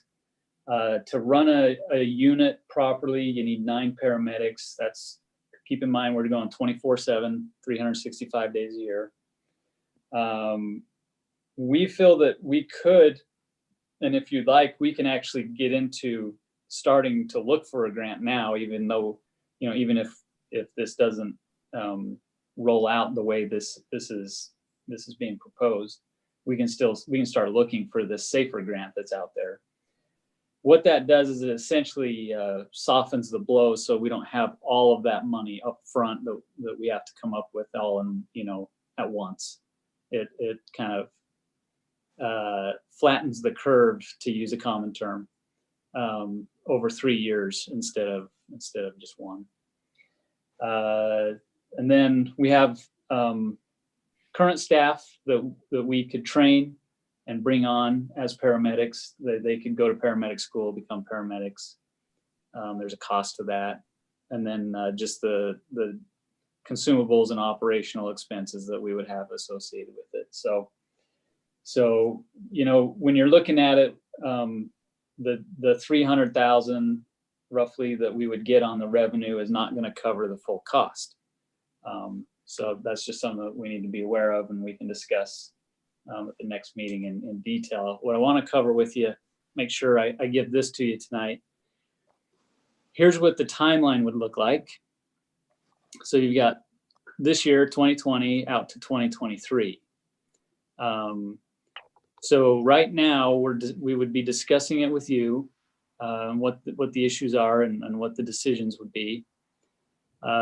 In the first of the year, we would need to actually decide to, whether to go into this interlocal agreement with all the other cities. Remember, this is still a borderless system, and that's something that the county sheriff has been adamant about, that he doesn't just want to abandon paramedic service. He wants to make sure that what we're all getting is at least equal and hopefully better than what we have today. And so we would all enter into this interlocal agreement together with all the other cities and with the county to provide paramedic service at a given level of service outlined in the agreement. So once, as part of that, we would go through a public information effort where all the cities and the county would get out the information to the public that this is a change that's happening and this is what it means for everybody. About midway through next year, any of the cities that are going to combine into service districts would have time to do that. There's some organizational formation that would be needed. And then this upcoming budget year in June, the county would actually eliminate their county paramedic tax levy. And so we would have 2 bites at the apple to adjust our tax rate to whatever it's needed. That would be the first one, this upcoming budget year. So that would be 6A in June, and then and we get a second bite at the apple at the following June in 2022. And that's just in case we don't want to, like, you know, shock everybody if there's a large increase needed. It can be more of a gradual if that's what it's going to take. Number 7 is beginning this upcoming July. Cities, we would actually pay the paramedic service to the county, because they're gonna have to still provide the service through the year 2022, because we would be in the process, and this is kind of 8, 9, and 10. We would be in the process of hiring and buying equipment and training people and getting our service up and running. During that time frame, the county would still have to provide paramedic service to the citizens. And going into the end of the year 2022, we would actually begin maybe that last quarter of 2022. We would actually be full steam providing paramedic services, and in January 2023, the county would be out. So that's kind of the proposed timeline. And Chief Byington, do you have anything you want to add to that before we?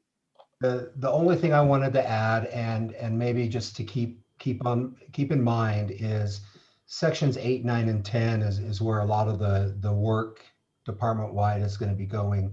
And if you look on that timeline, that's over a 1.5 year period. Please keep in mind that as we do this, so is Farmington, Kaysville, North Davis Fire District, Clinton, and other agencies that are all going to be trying to hire paramedics at the same time and begin this service. Kaysville City has already begin the hiring process. They're in it right now for paramedics in advance of this here. So I just want to keep that in mind. The longer we go and the longer we wait, the more difficult it might become. And that's just to keep in mind, please. Okay. Okay. All right. Council, let's consider this a first read, and we'll be bringing it back to you. Noah, are you ready to go? Question is, are you guys ready? We're ready. 8 planning items.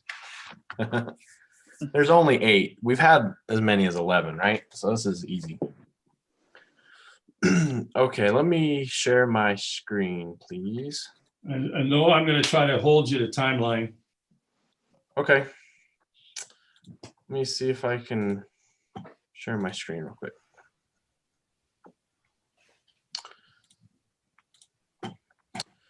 Okay, we created a new zone, but forgot to put it in the general plan. So if anybody wants to use it,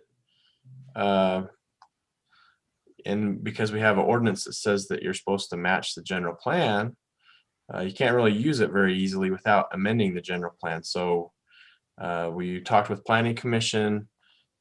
So the storage unit zone, remember the indoor storage unit zone that was recently created, but then it hasn't been applied to anything. But assuming that we want to still keep it on the books and that maybe someday we'll want to use it,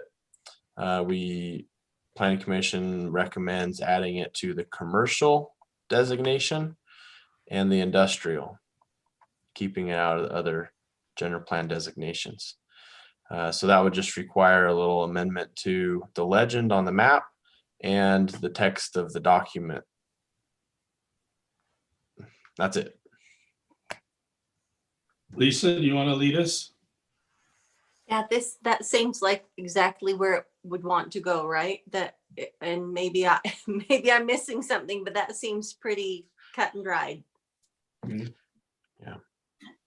Any other comment? It's a good change. Yeah. We need it. We got to put it somewhere. Jordan, you okay with that? Fine. Yeah. Dave, are you okay with that? Yeah. The consent agenda item? Mm-hmm. Yeah. Okay. Yes. All right. Very good, Noah. Yeah, good job. Okay. All right, animals, pens, coops, etc.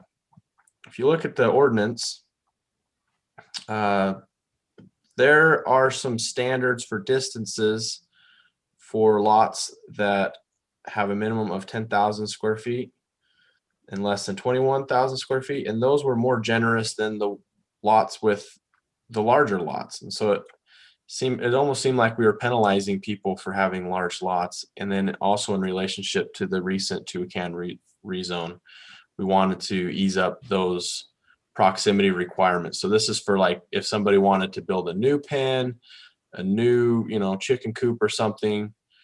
Right now, 150 feet from a street, that would kind of prevent them from putting it right closer to the property line, and where if they were agriculture before and they had already been accustomed to doing some of those things, it's going to be limiting. So this should correct that. It's pretty simple, and then it just mirrors these standards. And so 75 from a public street, say if somebody puts a road and a lot next door, you're going to be further than 75 feet there. So 25 feet from dwellings on adjacent lots, that's easy. Usually the rear setback in most zones is at least that. 10 feet from a dwelling on the same lot, that's pretty reasonable. Probably don't want a chicken coop right outside your back door anyway. So yeah, that's that. Planning Commission says they like it. Corinne? It looks great, and I'm glad that we are getting it so that it's uniform. Perfect. Thanks. Hey, Noah, there was also the direction for code enforcement, I think, in there too. Oh, Yeah. So here we go. Yeah, we wanted to add some additional protections for people. This basically makes it so if somebody moves next to a farm and then they start complaining about the noise and odor, they maybe didn't see the farm behind them. This basically just says that, as long as they're operating, not like abusing the animals or something, we're just going to let them keep going as normal. Well, and I appreciate that you put on there that they need to be concurrently doing it, so that there's not a stop start and I didn't do it for 10 years, but now I'm going to have pigs. That could be different. I actually am concerned about that, not because I think somebody's going to not have pigs for 10 years and then have them, but how technical or how nitpicky do we get on that? If they're farming, is that pretty open-ended and they're still farming? Or are you going to say, well, you didn't have a llama 3 years ago and now you have one, so you can't have that llama? Because people do add to their farm and diversify out of the blue. This does say animal keeping or farm industry, so I'm just making sure that we're not going to say, well, it wasn't a pig and now it is a pig. So this doesn't affect your ability to have them. This is just whether or not we would be calling code enforcement as a nuisance. Right. I understand that, but So somebody's going to argue this down the road. I'm trying to get clarification now. Yeah. So, yeah, when you look at the definition of farm industry is in that code. And so there are specific things that includes raising animals and growing grain and stuff like that. And you have farm animal keeping, which can include a farm. It can also include someone who has chickens or less intensive uses. So where it's kind of that general language, the intent, at least of me when I was drafting, it was basically if you are farming your land, whether it's with animals or with grain or whatever, it's a farm, and you're not going to let new neighbors come and complain about an existing farm. Thank you for that clarification. I'm good with that's that. what we wanted for that situation. Yeah. Any further discussion, council? No. Can this go to the consent? Yes. I would say no. I would rather it not go on consent, just in case. Look, I don't see any problem with this and voting for it now, but I think if we advertise it, it would be fair to let those people have a say if they have one, All right. if they see something that we should be aware of. Cassie, would you put this on the December 8th agenda as a discussion item and an action? Okay. Noah, let's go on. Okay, currently our ordinance requires that the zoning match the general plan. The way it says shall be consistent with, so we've been interpreting it that it's got to match it exactly. But there's certain situations where I think it's assumed that if you're doing what's called a down zone, kind of decreasing the density or intensity of development, say you're at a general commercial, but you really just wanted to have a farm and you have enough acreage or whatever, rather than making them change the zoning and the general plan, you could just change the zoning. That's what that would do here. Okay. Yep. Yeah, I think this accomplishes what we discussed. Yeah. David, Good change. Fine. you're fine? Consent agenda? Yep. Look at us roll. Good job, guys. I would like to formally add them to the map as well below, I agree. so that it's very clear in the general plan map where we have the high density and medium density. I mean, I know we're saying you can do it, but You want it in the key? Is that what you're saying? yeah. Yep. Okay. If it's written on the map, then it can't be confusing. Yep. In the key, that's fine. So you're just gonna add A1, R1, R2 to all of them. Yep. Got it. Okay, That way there's no room for someone to come back and say, yeah, but look at this thing. It's clearly says they're not in there. Just Well, some people do not notice that there's certain sections in there that are allowed because they think it's what they want it to be. So maybe it'll work. Maybe it'll help. are we still good with the consent agenda? With Yeah. that, Yeah. Yeah. all right, let's move on number 4. And Jordan, would you, after Noah, lead us out? All right. We ran into a couple issues, maybe unintended consequences in the mixed use ordinance. There's two things. We have a requirement that you can't have more than 24 units in a building. And then also that you have to have parking within 100 feet for your residential parking, but it didn't give any instruction about how to measure that. Do you measure it up the stairs and down the hall, to that unit if it's an apartment building or whatever? And so the Planning Commission reviewed it, and this is their recommendation. They have some language here that's pretty specific to the situation that we've encountered, that it seemed like everybody was okay with this very specific situation in allowing more than 24 units. So it's got to be an L shape on the corner with amenities at the apex of the two sides. And you can't have any of one side of the building longer than the 200 feet that's allowed, and not more than 34 units plus amenities.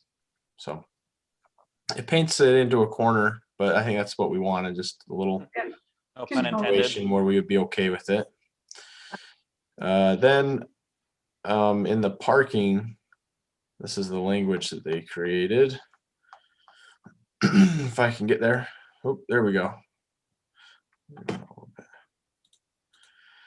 So currently it just says resident parking shall be located no further than 100 feet from the unit, period. So now Planning Commission thinks it should say no further than 100 feet from the building in which the unit resides, measured in a straight line between the closest edge of the parking stall to the closest edge of the building. So, they had all kinds of conversation. Should it just say on site, keep it simple? But, we got into the level of detail about how far can you carry a jug of milk and kids, and, and ultimately they thought that it was a good idea to have a limit or a number of feet that it needs for as far as proximity. So when we get into site plan, we're going to have to kind of measure. It's going to be a pretty simple evaluation. You're just going to have to make sure that the parking is distributed evenly and conveniently. And if there's a parking desert per se in one area, we'll have to kind of Redo it. reevaluate that area and add some parking to meet the ordinance. One small change, it should be no farther, FAR, rather than further. Further means more, farther means distance. Hmm. There. Thank you. I actually don't like this anyway, Oh. because what this says is at any given building, if you can draw a straight line to the parking lot, you're good. Whether or not that goes through another building that you would have to walk around, you would ignore that. Yeah. So I think you actually have to measure the walking distance So you want via to say, a sidewalk, not just a cutting across the lawn, so via a instead of sidewalk. flies, you'd say Oh. as the pedestrian walks. So, for Yes. instance, if there's snow on the ground, where's likely to be removed, snow Yeah, if there's removal, an actual path to travel? Yep. I Yeah. think you have to have that because, again, if there's a building that you're walking around, you have to traverse the perimeter of the entire building to get to the building you need to get to. This wouldn't even take it into account, even though you have to walk 300 feet. Since you could draw the line, it's okay. Yeah. Then I would suggest increasing the number of feet, just so we don't, we want to make sure that the parking is convenient, but if we're having a squiggly line, I think you're going to need a longer leash to make sure that, that the parking is actually attainable. Or So they have to add more what's the parking. recommended distance that the PC recommended total? Like, Well, we I were mean, talking well- as far as 300 feet. Yeah.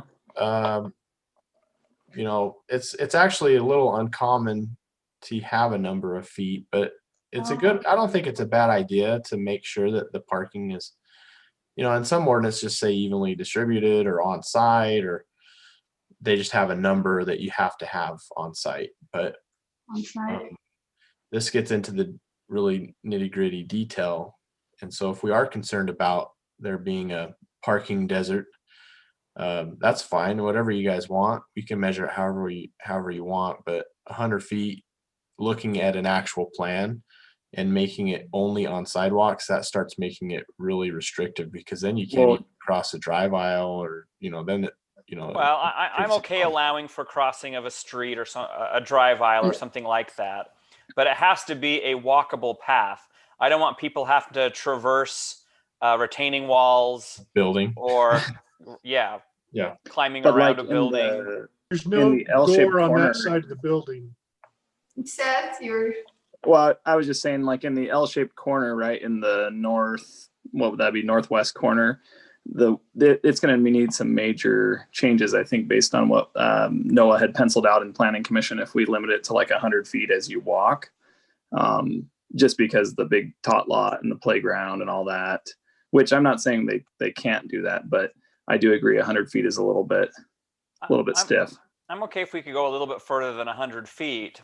I'm just saying whatever measurement we do needs to be via a walkable path. And I agree with what Dave just said. It needs to be to an entrance, not to a corner. Yeah. Needs to Okay, be where you so can like- get into the building, not to where, because if you say, well, you can walk to the back side of the building, but there's no way to get in the building from there, then that's not the building. Okay, how about 300 feet measured as, Via a walkable path. Yeah, as to an a entrance. pedestrian would travel or something like that. Sure. To the nearest entryway. Between the closest edge of the parking stall to the closest entrance of the building. Got it. If you guys like that, that works for Well, me. I think you've got to do the entrance. reasonable. If you're going to go to 300 feet, it should go to the entrance that person can use. So in other words, you can't say, well, Whole I building. have one parking stall for 6 people, but I have all the rest of them are, half a mile down the road. You got to have one for every house that's within 300 feet from their door. Well, I used this trick a lot in college, walking through buildings to get to other buildings when it was really cold. I understand that. Yeah, There's it got to be already a applies. path. Yeah, it already applies to it says resident parking, so it has to be attributed to each unit. So that resident And then in we're that building. Okay. Yep. Are you good with that amendment? Yes. Yeah. I'm good. Can we put this on the consent agenda? And Noel, would you make that adjustment? Yes. You agreeable to consent? Is 300 the right number though? I don't know. What's it based on? That's the question, because That's kind that's of how where you determine. You know, it's a comfortable, you know, we were out, we had milk jugs and we were doing some sprints, and that was about what I could sprint in 5 hours. So it was a comfortable distance. I'm just kidding. I don't 300 is kind of the metric that was thrown around before with planning commission, that we were looking at the actual plan, and you know, that seemed kind of a reasonable distance. That plan is probably still going to have to add a few stalls closer to because 300 feet is that a football field, right? Mhm. Doing my math right?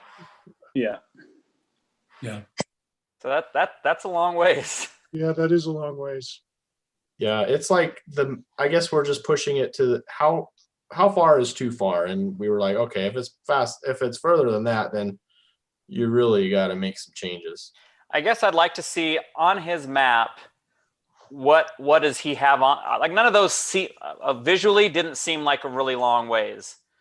So I would like to give him as much leash as we can without making this so lenient that some single mom is going to be carrying her groceries a football field to get to her house. Yeah, well, we measured it, and you need about, I think it was about 350, 400 feet to get to the south edge of the property.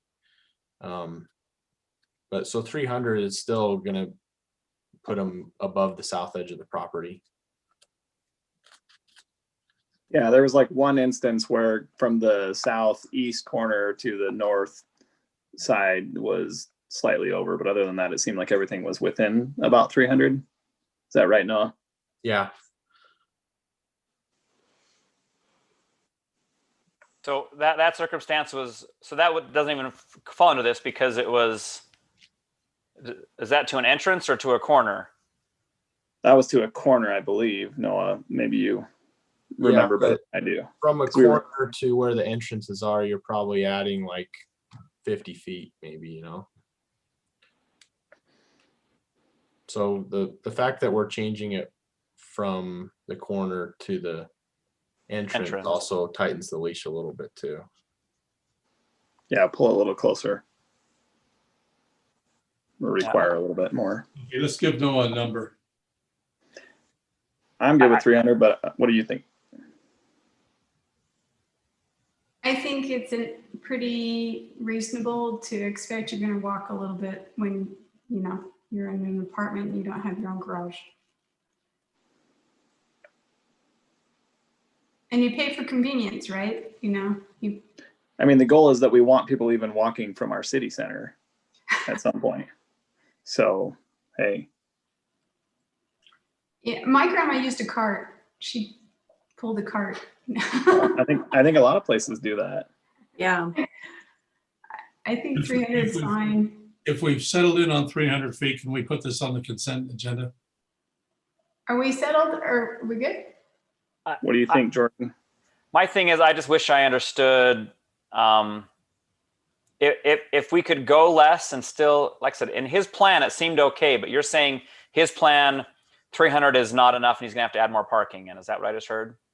Yeah. He's gonna have to add a little bit, I think, after reviewing. Well, wasn't they adding based on the 100 feet, Noah? Here, we've got it right here in the packet. Just want to look at this plan real quick. Because that's an example. Obviously, this. We're just making a general. Yeah, this is a general or a plan or ordinance update, but I just want to understand the big thing here is, first of all, I don't want anyone to have to carry their groceries a football field. I think it's inevitable with this plan. There are places where that's just going to be. For the most part, it won't be, but there are places where it's going to happen. All right, so look here, 20 plex, and look, they have this whole backside, that's all garages. 1, 2, 3, 4, 5, 6, 7, 8, 9, 10, 11, 12, 13, 14 garages. So they need 6 parking stalls. And so each stall, that's like 20 feet. So, 2, 4, 6, 8, within 100 feet, you get a couple there, but within 100 feet of this entrance, you're probably a little short. So that's where we were saying, they have space, they probably have to accommodate a few stalls here or here. It takes away with some of the pedestrian circulation, but they have some room. And, same thing over here. Say you're living, right here. And this is probably the biggest example where these guys don't actually, a lot of them don't have garages in this building. And so how far are you going to walk, so you start measuring out to here. Well, I mean, why not take the south side of the pool and put a little parking lot in right there? Yeah, that's what I'm green saying. space. There's some room to do a little bit of parking around here. It kind of eats into the green space where you do have a lot of parking on this south edge. And so, is it unreasonable if you're living in an apartment? It's only the 6 people out of this building. Everybody else is going to have their own garage. But you can't double up as that's the problem with tandem parking, is that you can't have your neighbor parking behind your assigned garage, because then they're going to block you in. And so if, for 14 people, it's going to be really convenient, but for those 6 people, they're going to have to, but there's a lot of parking down here. And so a lot of these people that's going to be their parking. A lot of these people, that's going to be their parking, that's going to be their parking. But then I think really the probably only places that they'll have to add if you're here, maybe. Right. Yeah, I think 300 is probably reasonable. I'd like it to be a little bit less, but I can get behind that to look at it. But for this one, 300 is probably reaching some of these too. So if you look, Noah? 2, 4, 6, 8, 10, Okay, so did they put the parking on those southern units on that same side as the garage ones, so that they'd have that middle center aisle looking really like clean or something? Or can that parking be switched to the other side to distribute the parking better? Over here? I'm just saying along the south buildings. There? Yes, those, just switch it to the other side of the buildings. Or did they do that so that drive aisle looks like really clean or something? They did that on purpose. This is the front of the building and this is the rear of the building. So all of the garages on the first floor are just kind of boring. And, then you got your nice architecture. If you look at, they had a rendering looking down. And did I hear all those buildings are 2 stories now? A bunch of them are. No, only the 2. Yeah, we'll get there. Don't get ahead of yourself. I hope we get there. This is going kind of slow. Sorry, it's my fault. So yeah, if this is what it looks like with all that parallel parking, and see you get the nice entrances. Okay. If you flipped it, you get all these garages. It just would really, I think, diminish the product a little bit. Okay, I was just thinking distribution of it a little better. Okay. You just got to put in a lot more bike racks. Yeah, you do need some bike racks.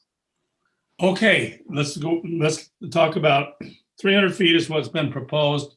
I'm good with it, as long as they add more bike racks. Consent agenda, or do we want to discuss it more? Consent. Yeah, I'm good. And you can put bike racks in, that's fine. I don't care. Are we good with consent? Jordan? Yeah. David? Sure. Okay. All right, council, let's put that on the, Cassie, would you put that on the consent agenda? Cassie, I'll send you an email here with the wording. And then I'll just have it in the packet anyway, so I guess, never mind, I'll have it in the packet. Okay. Let's go on to parking. Okay, tandem parking. As you saw, the development proposal has tandem parking. Our ordinance clearly just says, unless you're in a single family, you can't do it. And so planning commission reviewed it and came up with this language. So it'd say this chapter prohibits tandem parking except for residential units of the same household and or in front of the unit's enclosed garage. So you could have tandem as long as that stall is, you know, like we were saying, you don't want to block in your neighbor in front of their garage. So the only case that you can do the tandem is that you control both spaces. You're the owner. Okay. But why does it need and or? Isn't every case in front of an enclosed garage? Well, maybe there isn't an enclosed garage and they just have two stalls, like two lengths of the stall. Well, that's Yeah, what as I'm long as asking, it's 'cause the I don't same think there's a household. case where that exists. Well, that's why we're writing it for the whole city though.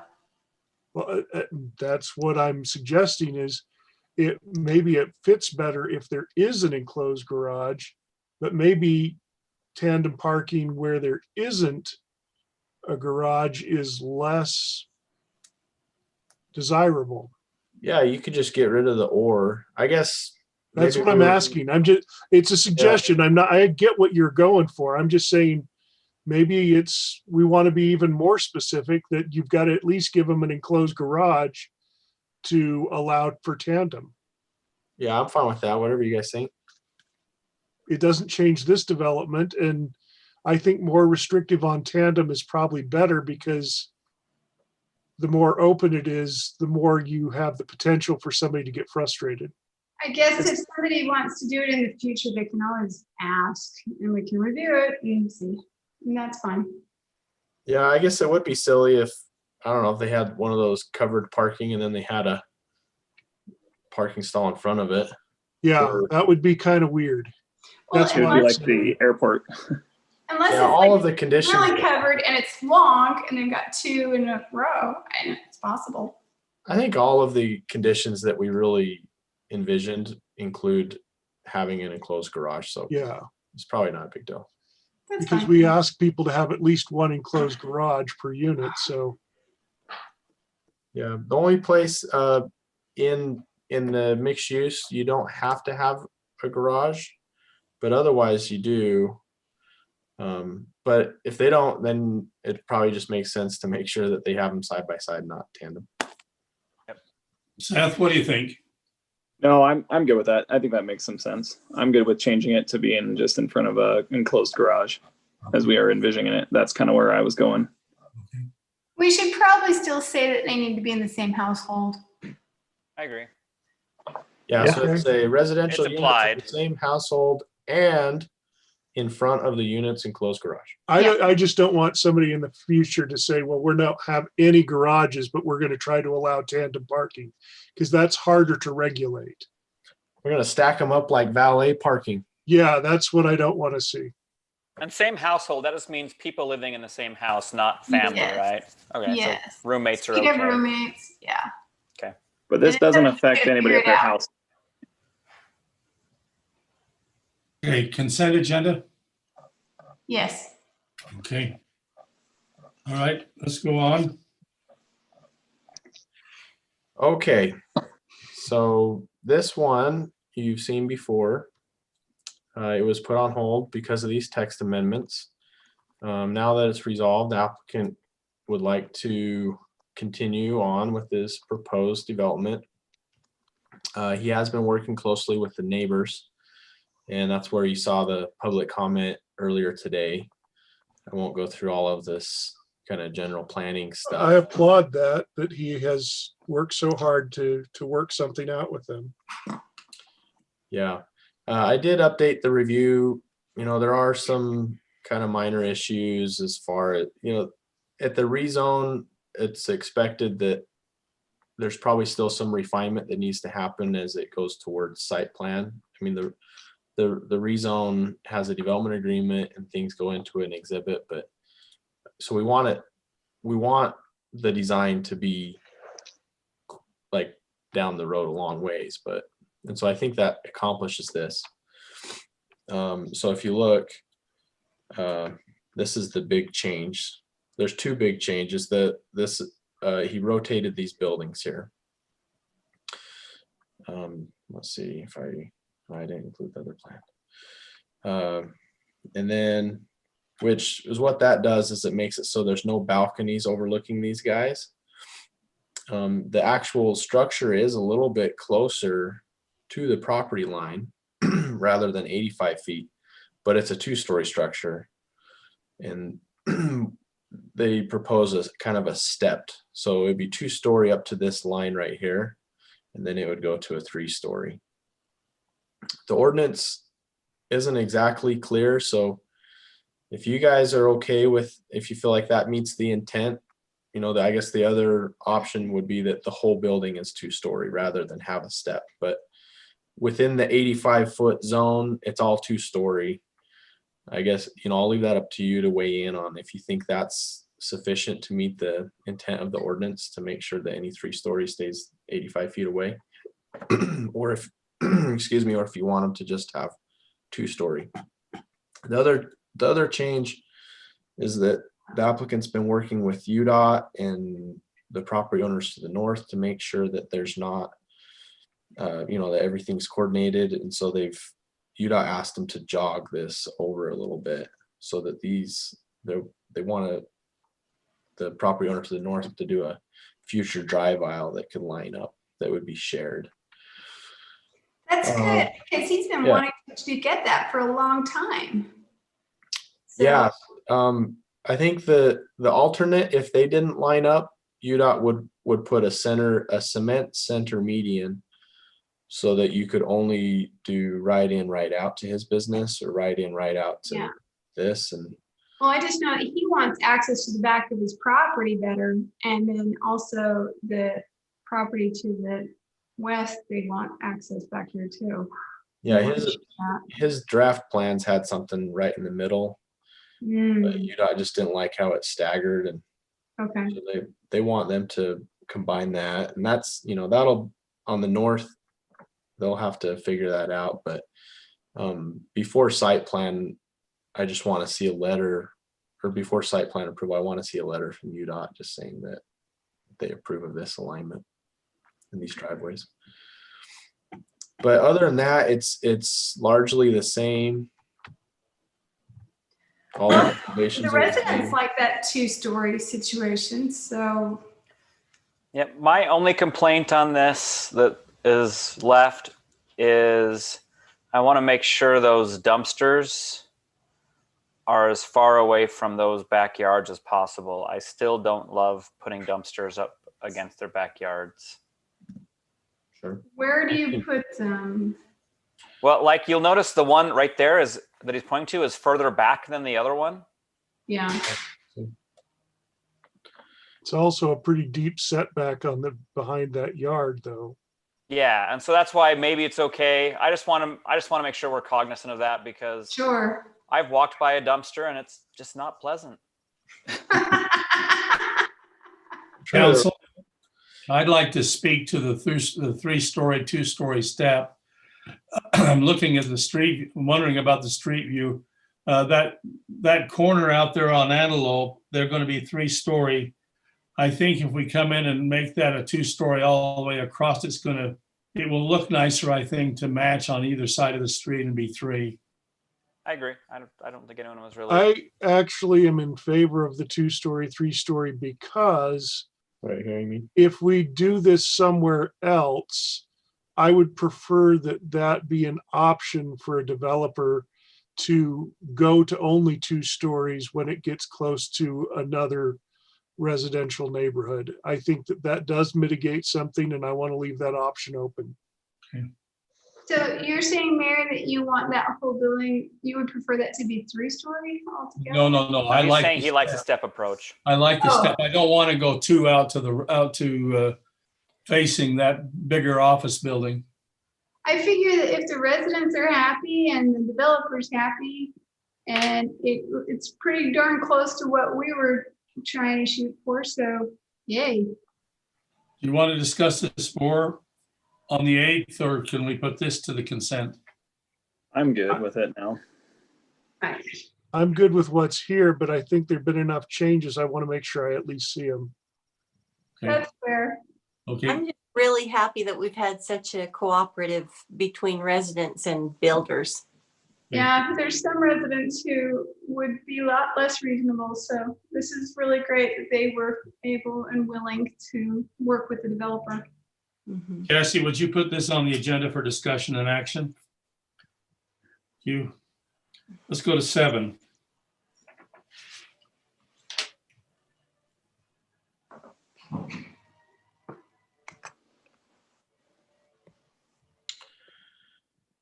Oh, there it is. Okay, plat amendments.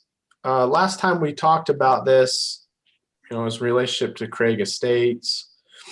It just felt a little unresolved, and I think what we heard is that you wanted a little more time to talk about it. So I didn't get any real clear, if I remember right, really clear direction other than we just wanted more time. So currently, in the ordinance, there's this table that dictates kind of what the process for who approves what. And so right now, if you amend a subdivision plat, the land use authority is planning commission. If somebody submits an appeal, then the city council would see that. So that's the current process. If you wanted to change that, you could cross that out and say city council. I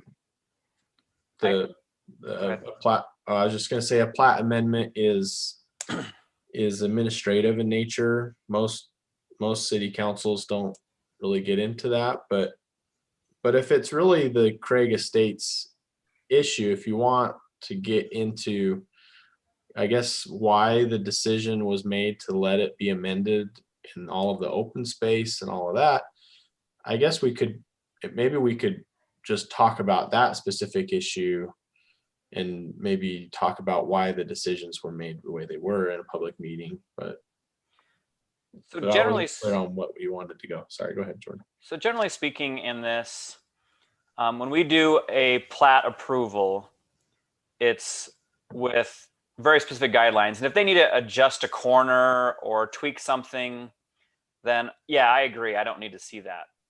But if they're redoing a large portion of the plat and completely like adding in a whole bunch of new homes and things like that, I feel like that's more than just a plat amendment.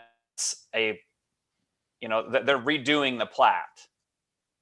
Sure. And I feel like that, I think classifying that as just a simple plat amendment of adding 10 lots to a plat that were never approved before feels like a little more than just a simple change of size or something like that. The only question I have is the fact that you might hear the residents, get all upset and everything, but if it fits code for them to like draw back on that open space and there's nothing we can do about it, then why do we do plat approvals in the first place? I'm just saying that, are you just kind of... It's a good. Do a lot of councils do plat approvals? No, a lot of councils don't do that because it's administrative. Yeah. And so if there's nothing we can do about it, then we just are kind of setting ourselves up to look bad, in my opinion. So that's my question fundamentally is, where do we draw the line between a plat approval, and if we even should be doing them, and a simple plat amendment? Because this, in my opinion, was a little bit more than just a simple plat amendment. Yeah, you could make a minor or major plat amendment. At this point, they were creating new lots that were not there in a fully developed subdivision. And to me, that's very different than just saying that we're going to make a few adjustments to a lot. Moving a fire hydrant or tweaking a border. They were creating something that wasn't here in a fully developed subdivision. And that's gotta be more. That's gotta be a different process than just, hey, we're just gonna make it automatic. Well, Right I now- don't think it's automatic, but I mean, I guess I'm struggling still with like, what's the difference between us saying, yes, you can automatically do it versus staff reviewing it or the planning commission reviewing it? This still, again, falls under administrative oversight. And so as much as we want to say this is a, difficult issue, we still wouldn't have any ability to change anything about it. It's I not our disagree. fault that they had How? more open space than was required by code, and so they drew down that open space. It's kind of puts us in a bad spot, and there's nothing we can do about it. Whatever you guys want. The biggest difference is that going to you will kind of draw it out. So maybe more people learn about it or have more time to think about it or whatever, or maybe get more mad about it. I don't know. But it's up to you. Whatever. If you guys want to see them, you guys could easily change that. Or if you want to create a minor or major, you could definitely. I still like the minor major idea. I think that when you fundamentally make a change like this, I think we owe it to people to really go through what that means and why what does it accomplish though? I can reject the Anytime plat you thoroughly amendment. explain things to people, then Could we reject the plat amendment? That's really what we're gonna have to do. I mean, it's You cannot reject a plat amendment because it's unpopular. You can only reject it if it does not meet the ordinance. And so Thank that you. sometimes puts you in a tricky situation where you've got to say no, or the developer is going to sue us. If it meets the ordinance and we say no, the developer is just going to say, fine. why do you have ordinances? You didn't follow your own ordinances. Right. If that's the case, then why do we do any plat? I mean, I'm almost wondering why we do any plat approvals. Agreed. Yeah. Yeah, it's up to you because of this table. So if you wanted to change this, so look, subdivision plat applications and plat approvals, land use authority is city council. I would totally take out plat approvals because it's like a hoop you have to jump through for no reason. So would everything just like shift right, we would become the appellate body? If you want to do that, I'm open to whatever, it's all the same to me. Sometimes the applicant gets impatient, but we want to make sure everything goes through the right process and everybody that wants to know about something gets a chance to hear it and all that. So Because what I just heard is even on those subdivision applications and plat approvals, if we don't like it and reject it, we'll get sued. Yep. So what was the point? Yeah, you have to do it at the very if there beginning is no before choice, before they're vested. That's when it has to happen. yeah, so legislative you're the legislative body of the city. Zoning, text amendments, that's your wheelhouse. But administrative, site plans, plat approvals, you can't just say you don't like something and say no. But maybe having extra eyes on it. Maybe there's a chance that you're a ordinance guru and you like reading through and you're going to catch something.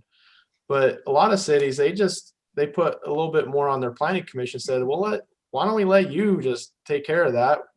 You look through the code and make sure it meets it, and we'll just let you be the land use authority on that issue. Yeah, I mean, I'm kind of in favor of that because if there's nothing I can really do, then I would actually say that we take plat approvals out of the city council, move it to the planning commission. I still want to review development plans that we review as part of PRDs and mixed uses and all of that, obviously. But once it gets into plat that meets, yeah. But at this point, it just seems like we're superfluous to this process. Yes. Can I mention something? Yes, Brody. So some historical context might be a little helpful here. Syracuse City used to have a situation where the planning commission did do subdivision approvals because it was an administrative function. Now, granted, that meant an application where the applicant already had the zoning in place. And so all they have to do is meet the ordinance and then they can't be denied. there was a series of applications, or I can kind of think of one from my memory where under our previous ordinance, the way it was written, an applicant could choose to do a cluster subdivision in the R1. back then. Where you had it either or that? Okay. And there was some disagreement with whether that should have been approved, and the council at the time made that switch to kind of take that approval power away from the planning commission. And I don't know that it actually achieved what the council was trying to do at the time. What they ended up doing is changing the ordinance, which actually achieved what they were trying to do.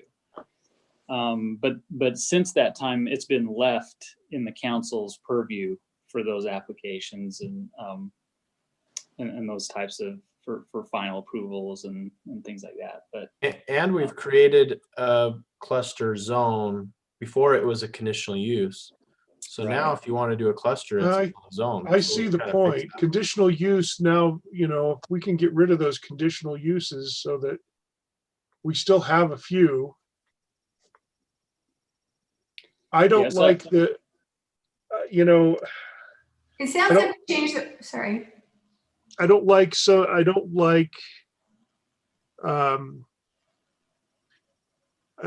the idea that planning commission could say, well, we're going to choose between the options, because I think that that's not the planning commission's job. But I think that if they're going to, their job is does it meet the ordinance? And that's academic and not a choice between two things. Yeah, so that's what I was if the ordinance got changed, if the ordinance got changed to fix that problem, then. But do we have other ordinances that still have that issue or not? I'm trying to think. No, the conditional use for cluster has been deleted. Yeah, I know for cluster it has, but I'm trying to think if there's any others. I mean, there's other conditional uses, but they're for like daycares and stuff. Yeah, and the planning commission already sees those. We don't even see it. Yeah, so the policy decision on this is, how much of administrative actions do you want to take, and how much of it do you want to delegate to your planning commission? And so that's kind of the, what you're trying to weigh here. Yeah, I would say give it back. Sorry, if you trust your planning commission to kind of read the ordinance and make sure that it meets, you don't have to see it, but if you want to see it, that's fine too. I didn't mean to cut you off. Sorry, Corinne. No, it's okay. I would say let's give it back. And if there's a problem with the ordinance, that's on us, not with the ordinance itself. If they're functioning in the ordinance, planning commission should be able to do that. Well, If we change it, then that's up to us. And anytime you get into bureaucracy, I mean, we already as government have a terrible reputation for time wasting and policies that are outdated or that are inefficient. And I think that this is an example of an inefficient way to do business. If it's not something that we can change, if we can be sued for a decision that we'd make, why are we even involved in this process? Seth? Yeah, no, I'm in favor of giving plat amendments back to planning commission and then monitoring it as we move forward. And I guess, again, reevaluating if something went sideways. But for now, I think administratively, that's the right place for it. Okay. And thus these as well. Jordan? I like being able to see all of these, but I also usually review the planning commission packet anyway. I guess I feel like I've been neutered a little bit. I always thought I had more power than I actually did. That's what council here is here for. Well, a vote on this just means a stamp, pretty much, rubber stamp. David? Well, staff still reviews it though. I don't think we can forget staff does a thorough review. Yeah, staff does a bang up job. I'm saying like for us to put on flat, it's like a stamp for us. Yeah, once staff does their work, we're kind of out of it. I mean, usually we approve them if they pass all the staff's comments. Correct. Yeah. David? I have to say that every time we've been in one of those situations where it's already a done deal because we've vested the developer, then I think it is a waste of our time. But I certainly think that the way this all happened, whether right or wrong, there were a lot of people who didn't feel good about it. And I think part of our job is to help people understand the law and understand what the choices are. Because when they walk away thinking that they weren't, that things weren't done correctly, that then we failed somehow as a system. Okay. And that's my concern. Okay, I'm going to run through with just a simple question. Give it back to the Planning Commission. Lisa, Yes. Corinne, Yes. Seth, Yeah. Jordan. Reluctantly. Okay, Dave. Same. Okay. Paul, would you lead us through what do we need to do now to change this this table? And I may need some help with Noah. Did this issue? It's enough of a different issue. Like we should send it back to the Planning Commission for a public hearing, where it's changing the zoning code. It's just a little bit different from what was presented previously. So I think that's the next step. Okay. All right. And this has actually never been to Planning Commission, even. Okay. So then it definitely needs to go. Yeah, just the standard text amendment route. You know, you guys talk about it, you give the nod, send it to Planning Commission, they do their thing, send it back, you guys do your thing, and then bada bing, bada boom, ordinance, then it's text, it's codified. Okay. Noah, do you have enough direction? Yeah, we'll put it on Planning Commission and see how they feel about it. Okay, let's go to item 8. All right, economic development plan. Take Our 5. multifaceted approach. Yes. Did I spell it wrong? Yep. I assumed we had lots of faucets. Oh, man. Thank you. You know, I shouldn't tell you this, but a lot of times I'll tweak things when it's already in PDF, and the spell check in PDF is not the same as in Word. So now you know why sometimes I have more typos than normal.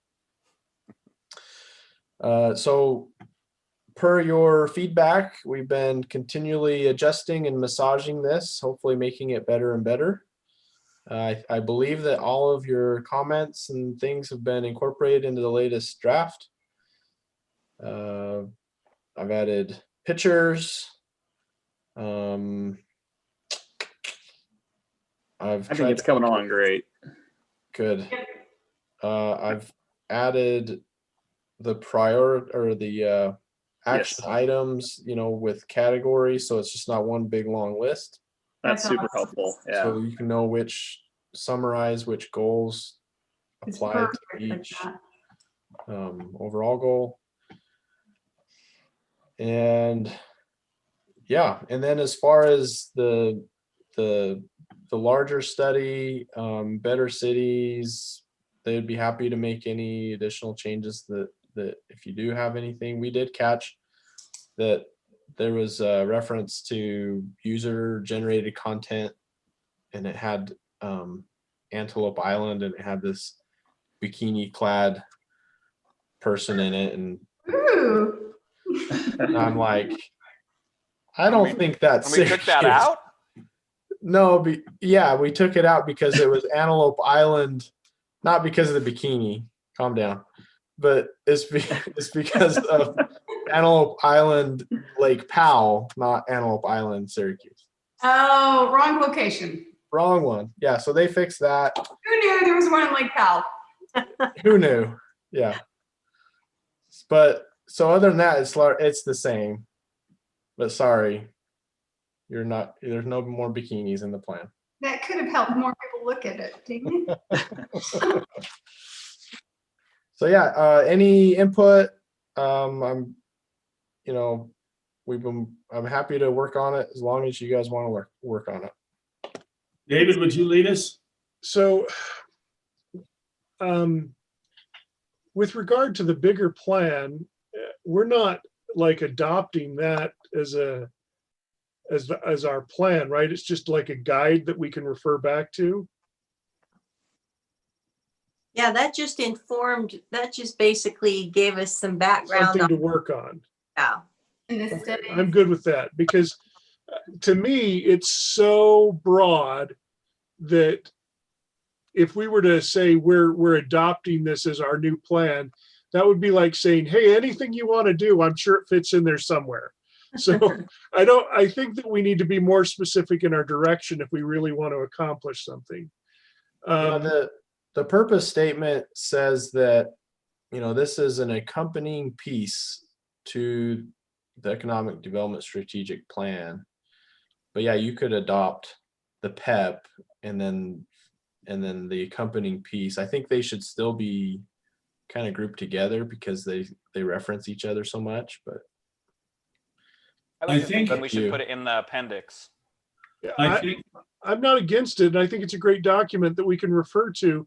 And I think it's particularly helpful when opportunities come forward. For example, we just had one come forward that I wouldn't have suspected would have come to Syracuse. But now that it has, referencing all of the data that we have on such an opportunity gives us some guidance on how to proceed. And I like that. But I'm a little concerned that it's just so broad that yeah, you could totally just narrow down adopt our vision more. I think we're fine to put it in the appendix if that makes it better. I think one of the things that that I think that I didn't really read here, and it may be here because there's so much to digest here. I have read this more than once, and I still don't think I have it all. So it's a very big document. So, but I think that it doesn't give us a specific guide for where we're going to, what targets we're going to shoot at first. And I think that what I think needs to be in here is that we will take targets of opportunity, because there's a lot of great ideas given the opportunity. There's a few I don't like, but there's a lot of great ideas that if it presented itself as a viable economic opportunity, I'd take the shot. Does that make sense? We're saying we're open to suggestions if you got them. Yeah. So what would you, I keep thinking I can touch this screen and move it. I can't. So you want me to go to a page? Would you add it in the action items? What are you thinking? Yeah, no, yeah, go to page 11 of the document. Maybe that's a place to go. This? Yeah. Yeah. So is that where you're thinking you want to add, we will, what you're saying? I think that we seek opportunities or we seek to take advantage of opportunities that come our way. Mm-hmm. Because I think we have to plan each time one comes up, but it seems like you could put it under maintain and grow sales tax revenue, add another bullet that actively seek opportunities or actively pursue opportunities as presented. Yeah. So being nimble and flexible to ad hoc, things that arise so we can capitalize on those, be shovel ready or whatever it is. That was a lot of buzzwords in one sentence. That was congratulations, man. I'm trying. You missed synergistic. You need synergistic. Yeah, synergistic. You throw in synergistic in there. Yeah, you got it. You need to throw the cloud in there somewhere too. Global view, put that in there too. Global thinking. Whatever. Sorry. Sorry, Seth. I didn't mean to derail you. Hey, that's I like okay. what you were saying. Yes. I'm not been neutered tonight. Yeah. No, I think what you were going on the right path with all the synergy, right? Yes. I think what Dave is talking about is an open door policy we're not closing the door to any idea. I Yeah. actually like Yeah. that. Well, and I would want to reiterate to Dave's point that these aren't hard and fast ideas. These are some of the things that after having studied them and had some interest, that those are on our list. But it's really true that we're open to any opportunity. Yeah, I actually like on that, add a third bullet there that says maintain an open door policy to existing and future opportunities. Yeah. Okay. Done. So let it be done, right? And then I know Seth mentioned, being shovel ready. I think that's not a bad idea to kind of help keep us focused on that. I mean, we won an award for it, for crying out loud. It ought to be in here somewhere. Shovel ready, Noah. Is that his new name? Shovel ready, Noah. So I'm not going to disagree with that. I just think that shovel ready is one of those things that it's like, okay, some things we will be and some things we won't. Well, I think what shovel ready tells me is we should be actively trying to build infrastructure in support of a commercial environment. Yes. Like we talked about 2,500, building that through, because we know from past experience that that is something that may or may not have caused us an issue. Okay. We know we need to try and get transportation in place. We need to make sure the accesses are there. We need to make sure that we are getting, fiber is in there as far as allowing for fiber to be in our community, because a lot of people want that type of internet speed for their business. So I'm good with that, but like sometimes RFIs come out and NOAA sees them all, but sometimes they come out and they say, we're looking for a building that's move-in ready. Well, if we can't get somebody to build one, the city doesn't build buildings. So we're not shovel ready for one of those or move-in ready. How about let's say action ready? well, I think shovel ready is different than move-in ready. So I think that still applies. Okay, but it could be like Power Twins Unite, just action ready kind of thing. What? Take both these ideas. You're saying the same things. We're just semantics here. Is that a show or a cartoon or something? Oh yeah, that was back with the. See, Voltron was more than 2 though, so that's where I was going. This is the Super Friends. Super Oh. Friends. Almighty ISIS. That shows you how old I am. None of you know that reference, except for ISIS, a different kind of ISIS. But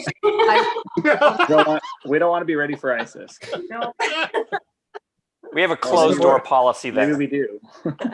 Are you a terrorist? What are you talking about? Way too young for that reference, you guys. Well, I think Dave has made a good suggestion that there needs to be an open door policy. We need to recognize a great idea when we see it. Yeah. Hey, maybe we could put that in there. We will recognize a great idea when we see it. Know it when we see it.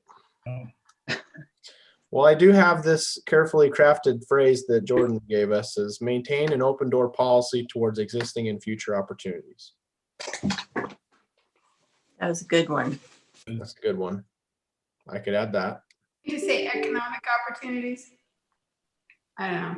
It's under maintaining the sales tax. Never mind. It's under the correct category. So if they don't know it's a subcategory, then they're. We can just add it right here. It's all good. Looks good.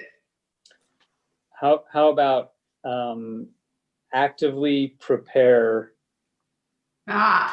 strategic areas to be shovel ready? Is this an additional one? It's related. So that sounds different. I think it's a little more specific where you're actively working to prepare sites to be shovel ready. There's a good point to that. Yeah, but I think that's different than just saying that we accept ideas. I think Dave's idea was more along the lines of bring us your ideas and we would love to hear them. Yes. But yeah, where yours is, let's try and make sure that once ideas show up, we can build them. How about just supportive of new ideas or whatever? All right. So we got So two I new like Brody's, phrases. but it's a separate one. I like Jordan's and then a little conjunction between with and then Brody's following it up. Actively preparing, I think is a good way to go. Maintain an open door policy towards existing and future opportunities and actively prepare strategic areas to be shovel ready. I like it. That has a Boom. certain ring to it. It almost feels a little bit more first paragraph-ish. 'Cause, that's really the overarching sentiment that we're wanting. Yeah, but let's make sure it's in our goals too. Sorry, guys. Close your eyes. Okay. I already threw up twice. Okay, so what was that? I mean, for that. you Put know. it at the first and the end? Yeah, I do want to make sure those are specifically listed because a lot of people skip the text and go to the bullet points because it's easier. All right, I'll just add it to the bullet points. Whatever you No, guys I think it's good to put it in the text as well. Okay. But you know how they say, tell them what you're gonna tell them, and then tell them what you told them. Yeah. It's okay to be in there twice.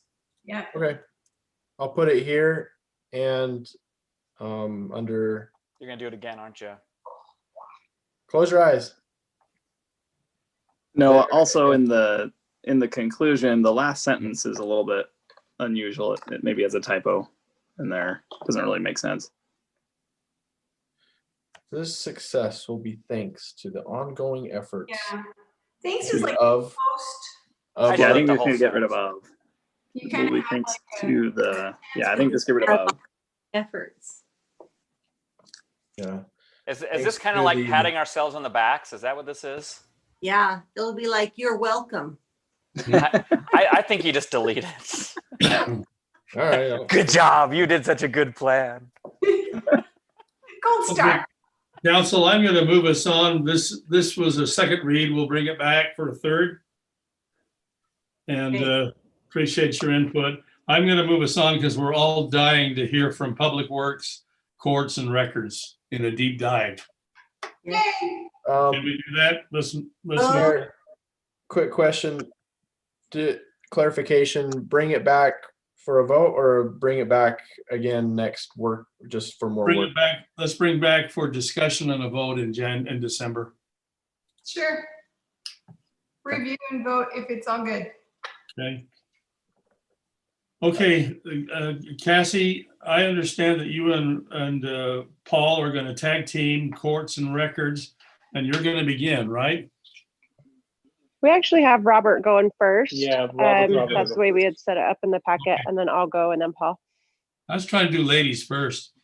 Sorry. You're good. Go ahead with Robert.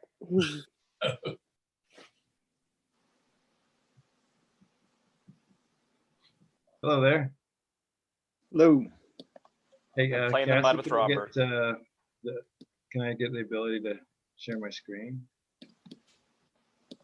Yep, you should have Council's- it.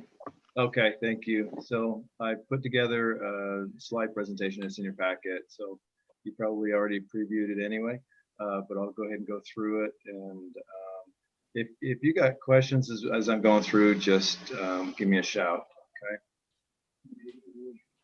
Just navigate here.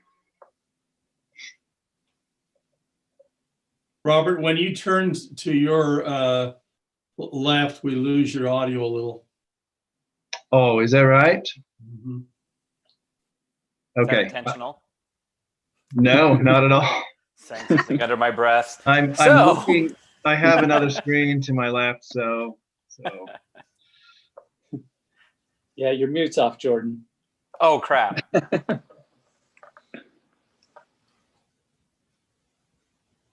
My wife tells me that all the time. Are you able to see my slides? There you go. Yes. Okay. All right, cool. So this is a picture from a couple of years back. Just this is our own crew out doing some crack sealing on roads. So that was a pretty cool picture for you. All right, this is our organization the way it is now. We have this set up with each of the 4 divisions And each of the divisions, these are kind of the primary functions in each of the divisions. So facilities is a little bit of a, they work underwater. No, I said that wrong. They work in the water division, but they really have no fit directly with water or streets or environmental or engineering. But they're just a crew of one full-time and one part-time. It just doesn't make sense at this point to make it its own separate division. I think in the future, if this division changes or grows or something, then that potentially could become a separate division. But at this point, it functions just fine the way it is, running efficiently. Next slide. Okay, this is, so I'm looking at the vision statement in our strategic operational plan.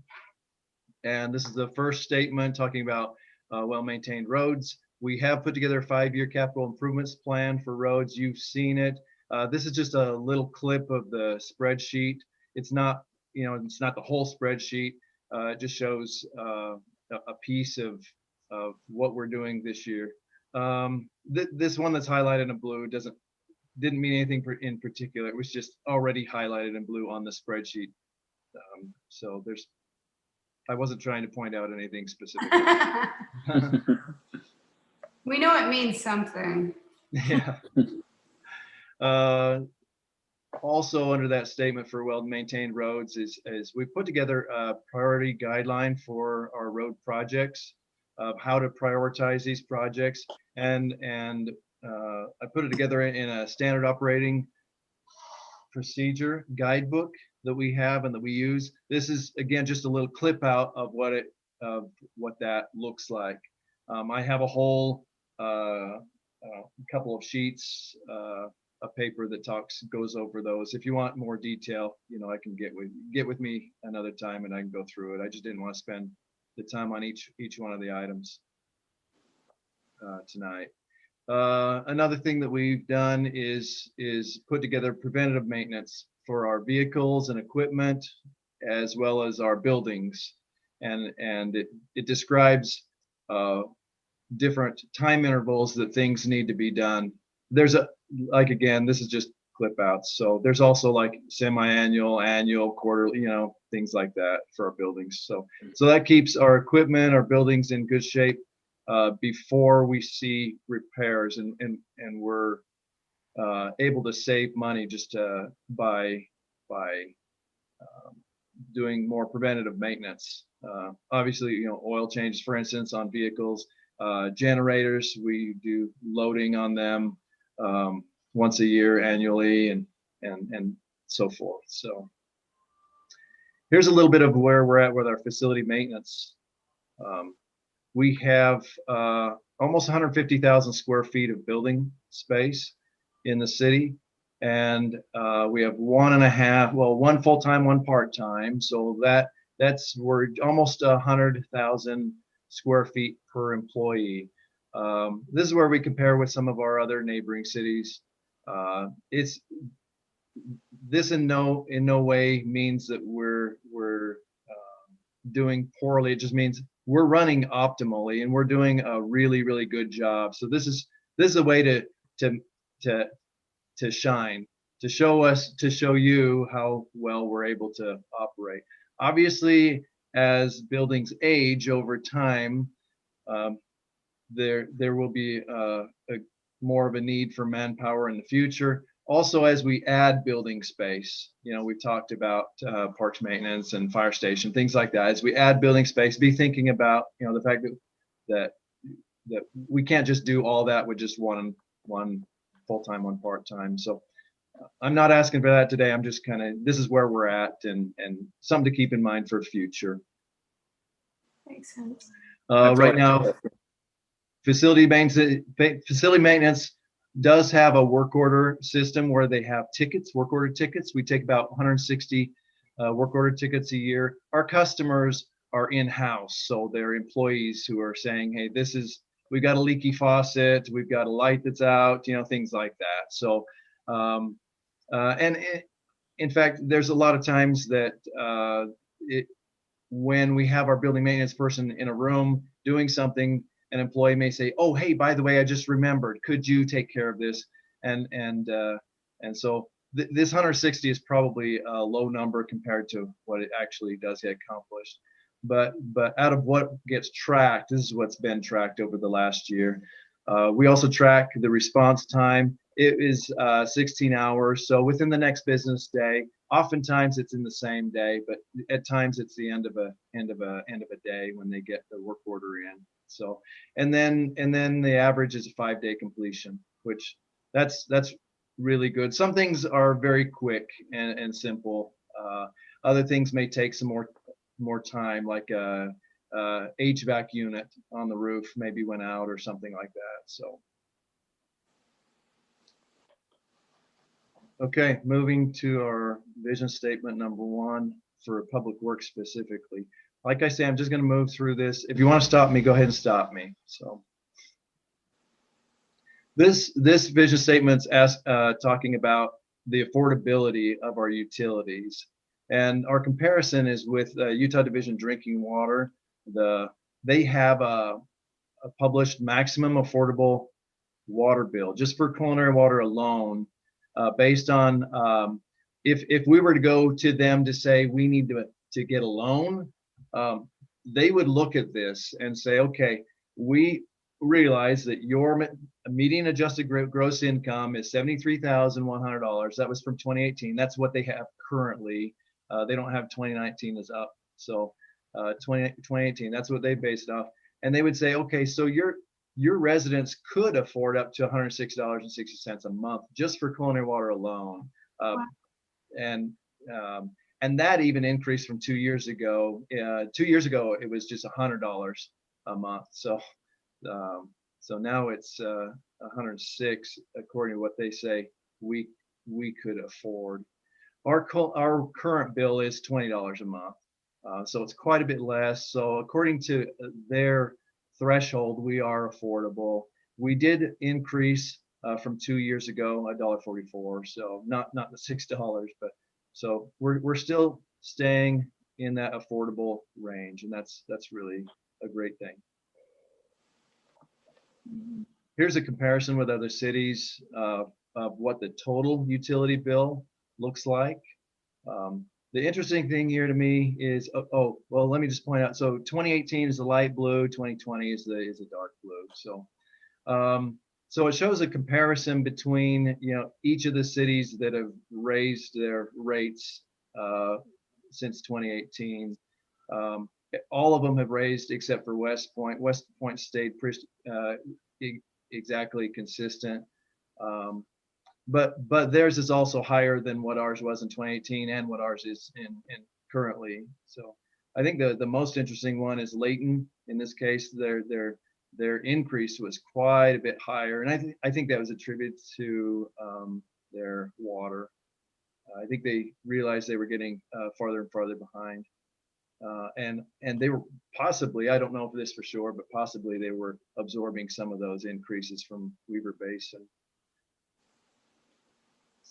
So they had some catch up to do. We definitely don't want to be in a position where we have to do this big of a catch up. It would be very, very difficult.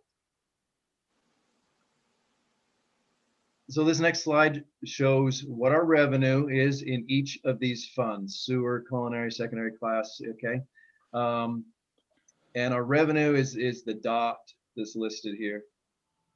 Okay, our expense is an accumulation of each of the expense items in each of these columns. So you can see the color coding here. I did that just to kind of show the major expenses in each of the categories.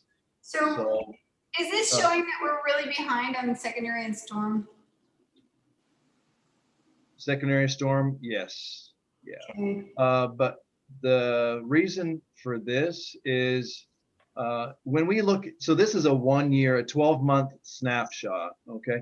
We also have a 5-year capital plan. So in our capital plan, what what we'll do is dip down just a little bit in each of the funds, and then maybe get a reprieve the next year to get money back into that fund. So I feel like these are. Sorry? What?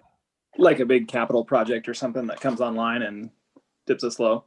So it takes Yeah. a couple of years to get enough money to do it.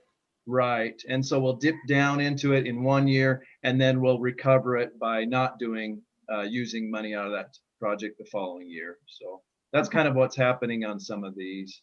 The culinary, sewer, and secondary, they all have depreciation that are shown in the budget. Storm does too. Clearly, we are not funding depreciation at all. And depreciation basically just sets aside money so that we could pay for replacing that infrastructure in the future. I included district costs, fees that we send to the districts, just to show you the difference. I mean, I know sewer looks really, really big here. The bulk of our expense goes to the sewer district to pay for just because we collect the monthly fees. The sewer district doesn't go out and do their own billing. So we do their billing for them, and then we just pass on those costs. So that's why that one's so big there. This one in culinary, this is Weber Basin's amount, and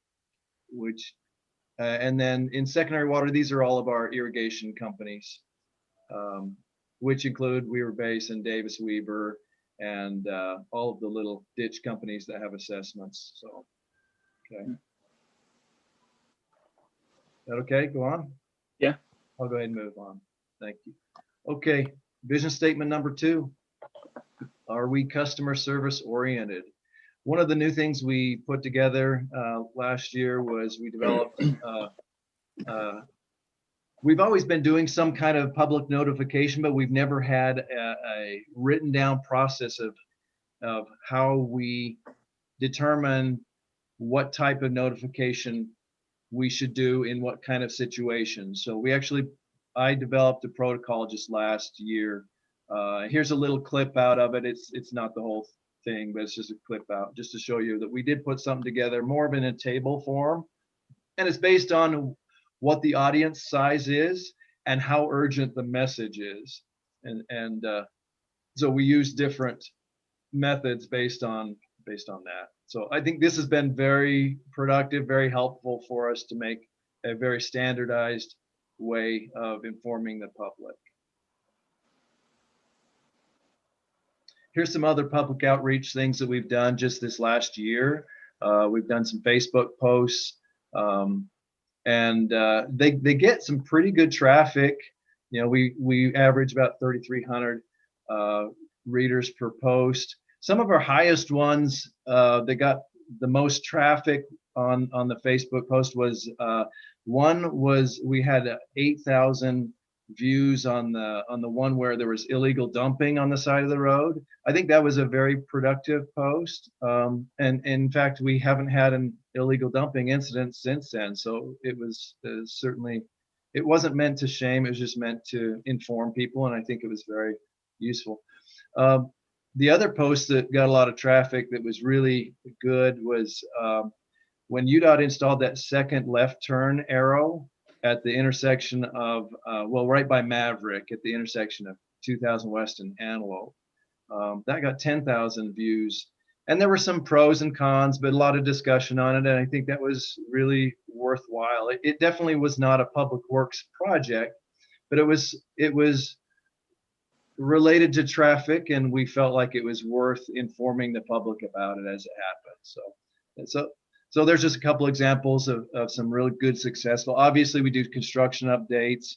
One of the things Dave mentioned was construction safety. I've always included a little message about, hey, please keep our construction workers safe. And I know that, you know, it only goes to whoever reads it, but any effort I can make to try to help drivers understand that, hey, these construction workers are real workers and they have lives. Please protect them, you know, Their and bodies slow are down, fragile. slow down and drive slowly and realize that you'll get there just as fast. So, a couple other things we've done for public outreach, you know, we did the windshield flyers for Winter Street parking. Now we just did that again this year. Well, it was just yesterday, in fact. And last year we noticed that it really helped. That was probably the biggest help that we ever had over for several years, was just helping the people understand. We realized that we have hundreds of people moving into our city every year, and not only in the new subdivisions, but obviously in the already established subdivisions, of people moving in all the time, and allowing us to put some flyers on cars that are parked in the street, not to scare them, but just to inform them and help them understand. I've seen some pretty good Facebook comments. Even today, I was looking at them from the flyers we sent yesterday, and they were very positive, just with people saying, "Hey, I didn't realize what Syracuse requires, so that's good to know." So that's been really, really good for public outreach. And the third thing here is the fix-its. We're very good at responding to fix-its. I say 95%, just because there are a small percentage of fix-its that come through where people maybe that submitted maybe put a different category than what it really relates to with what crews watch those categories. And so it may have gotten lost in the shuffle. I usually will find those and send it on to the crew that can take care of it the most efficiently. I would like to see, I did mention here, I'd like to look at software that's a little more efficient reporting. The software we use, it works. It's certainly not the most efficient, and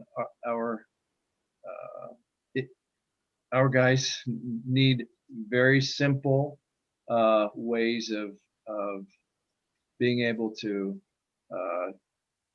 receive the fix-its and respond to the fix-its and report it. Oftentimes, one maintenance worker will get the fix-it, and the other one will not see it on their phone. So it's a little quirky. I'd also like to see on my end, in order to manage it, I'd like to see some better efficiency in reporting. So there's a little bit of limitations there, but I think it's because it's a low cost software that we're using. Here's a historical graph for blue stakes and fix-its. Blue stakes obviously have been increasing rapidly, even since, so 2018 was a monumental high. That was when we had, at the time, that was when 2000 West widening was happening. And we, by the way, we only have one person who does blue stakes, and so to do that many in a one-year period, that's just incredible. And we're just continuing to increase too. So this is, and these are all of the utilities that they mark for blue stakes. So there's quite a bit. It's not like we're just going out and marking one utility. So this is a big load. The 6,003. And you can multiply it times 6 utilities. That's a lot of paint, a lot of time.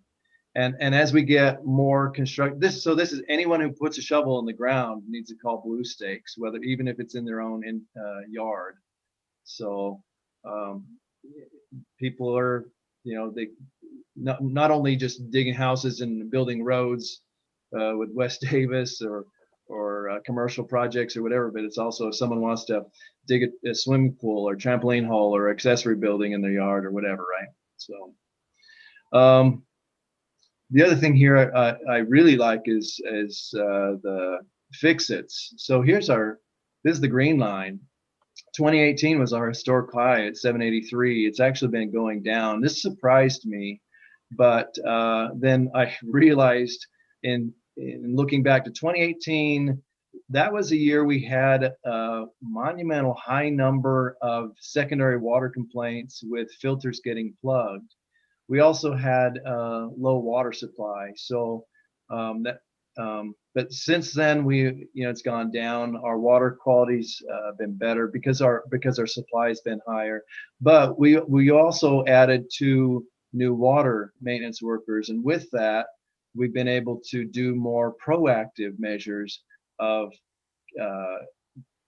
more flushing of the lines proactively rather than reacting to a complaint. So that's actually been a really, really positive thing for the city.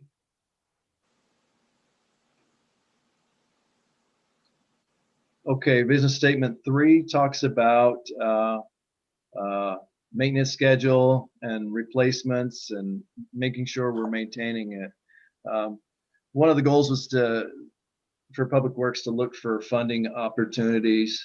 And since 2014, we've received $10 million worth of grants for multiple different road projects. I think that's certainly been a big win. I'd love to continue that, and we are constantly always looking for more ways to get grant money.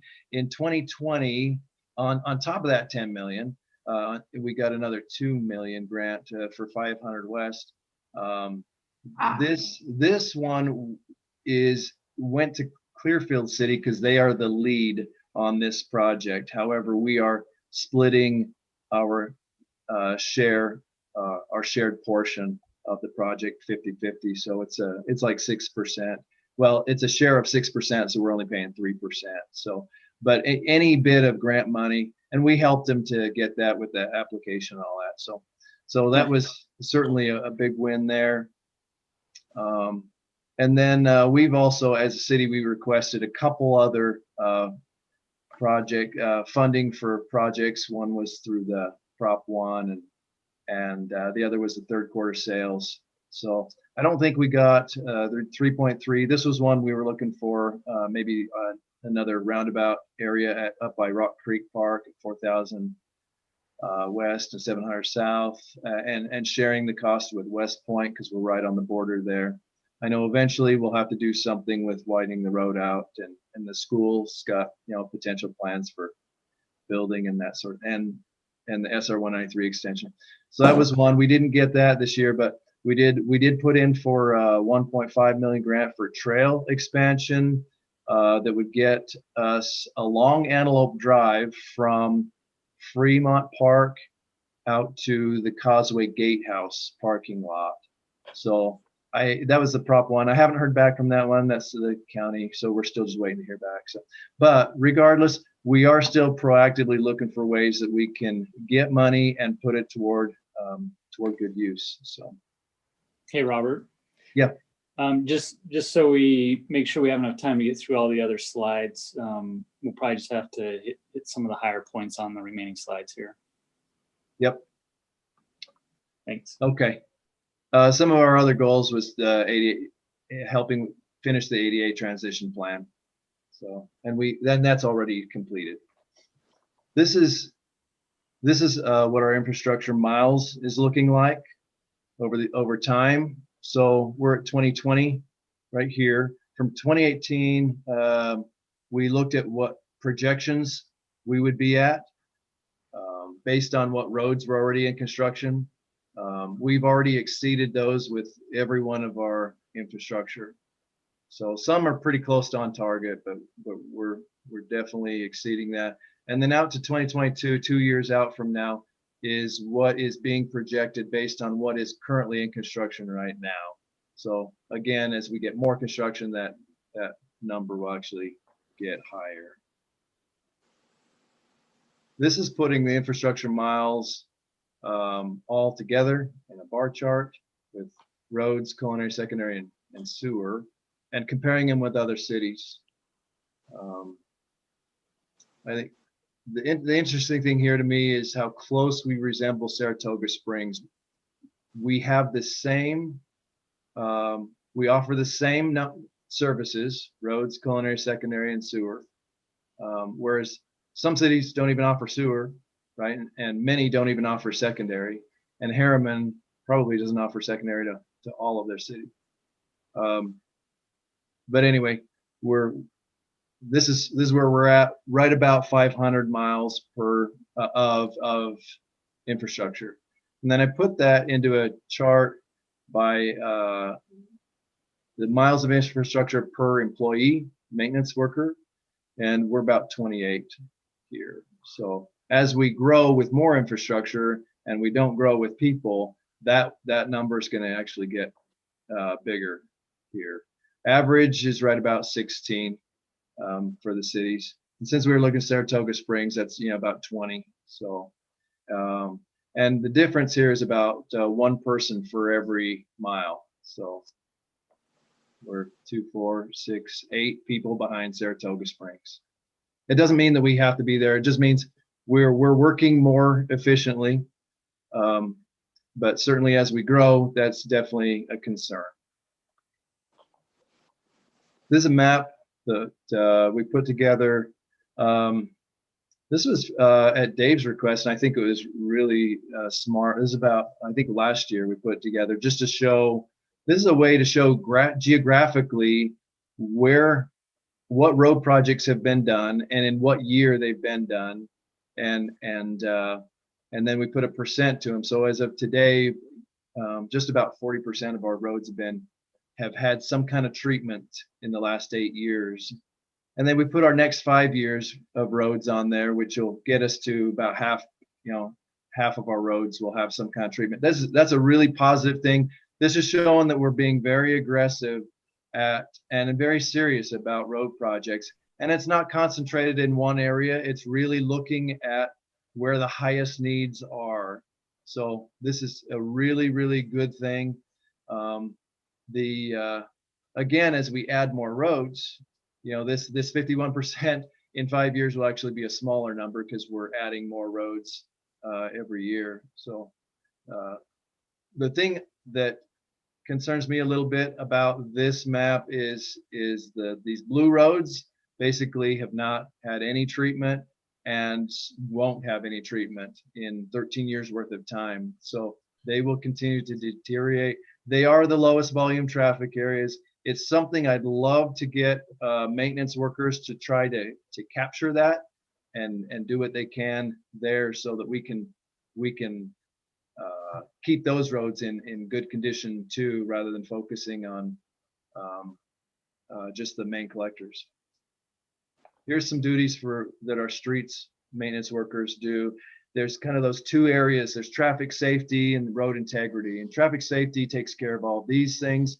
These all at a minimum require 2-man crew to do. And this is just for traffic safety. We also have 1-man crew operations for road mowing, street sweeping. They're never the same man because these oftentimes are happening simultaneously. So if we're taking 2 men away from this and 2 men away from that, there's only 4 maintenance workers that are full-time and a part-timer. So anyway, so I think you see where I'm getting. For road integrity, each one of these takes 3-man crew minimum just to do like 1 patching job or some crack seal or concrete placement. At a minimum, we need 3. So in some cases, we need more than 3-man crew, depending on the magnitude. And then this type of work is a minimum 2-man crew. So it's difficult for our streets team to keep up with all that's happening here with just their 4.5-man crew. This is the same thing, just in a graphical form. This is just showing how many months out of the year that we do this type of work. Concrete replacement, right, can happen 12 months out of the year and a minimum of 3 people in the crew. So here's that's looking like. Next slide is the same thing, just with traffic safety items. Lights and signs, those are super important. They happen year round. Whereas street sweeping, the months we don't do it is the winter months. So, okay, here's putting our road miles and our street lights in a graph per full-time employee. And for a number of years, we were right around 17. That's this line here, 17 employees per mile of road. And we have not increased the number of streets employees the whole time I've been here. So I don't know how long we've been running that way, but the when I compare other cities, the average is right around 16, which is not bad. So I'm feeling like the 17 was working really great. You know, obviously we're increasing and we're losing out on that ability to efficiently maintain these roads and street lights. Street lights, this is multiplied by 10, so we're approximately 200 street lights per employee, whereas down here we are more like 150, right? So that's where things are at there. Some of the goals I'd like to look for to keep up with good maintenance of our roads and infrastructure in order to keep crack sealing. I'd like to be able to keep crack sealing on roads, keep up with trip hazards. This is a really important one. One lawsuit can cost us $100,000 on someone getting injured from tripping on a sidewalk, believe it or not.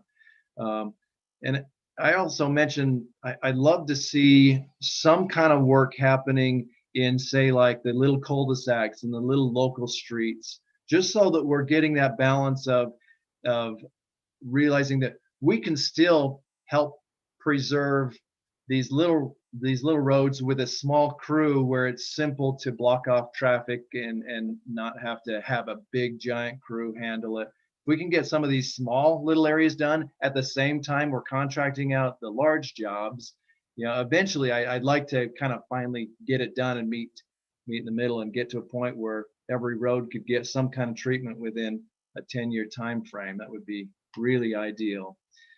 I think it'll still take us time to get there, but in order to do that, I'm suggesting that we consider looking at 2 full-time streets maintenance workers, and then just the ability to advance one of our existing workers to a crew leader position.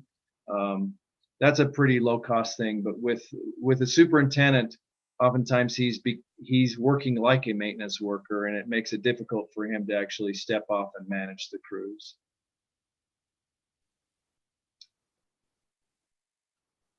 Some of you may have seen this little video clip from I Love Lucy. All right, girls. Now this is your last chance. If one piece of candy gets past you and into the packing room unwrapped, you're fired.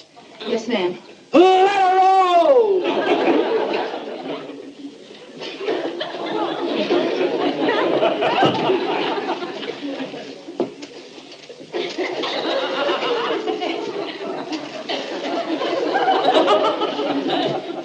Well, this is easier.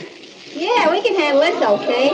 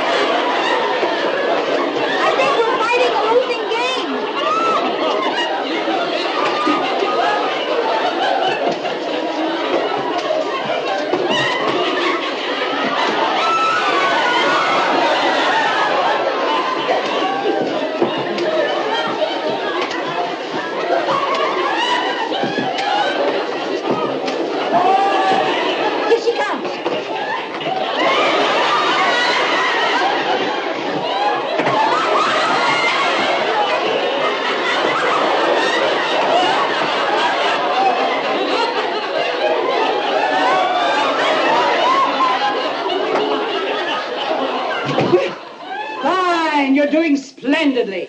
Speed it up a little!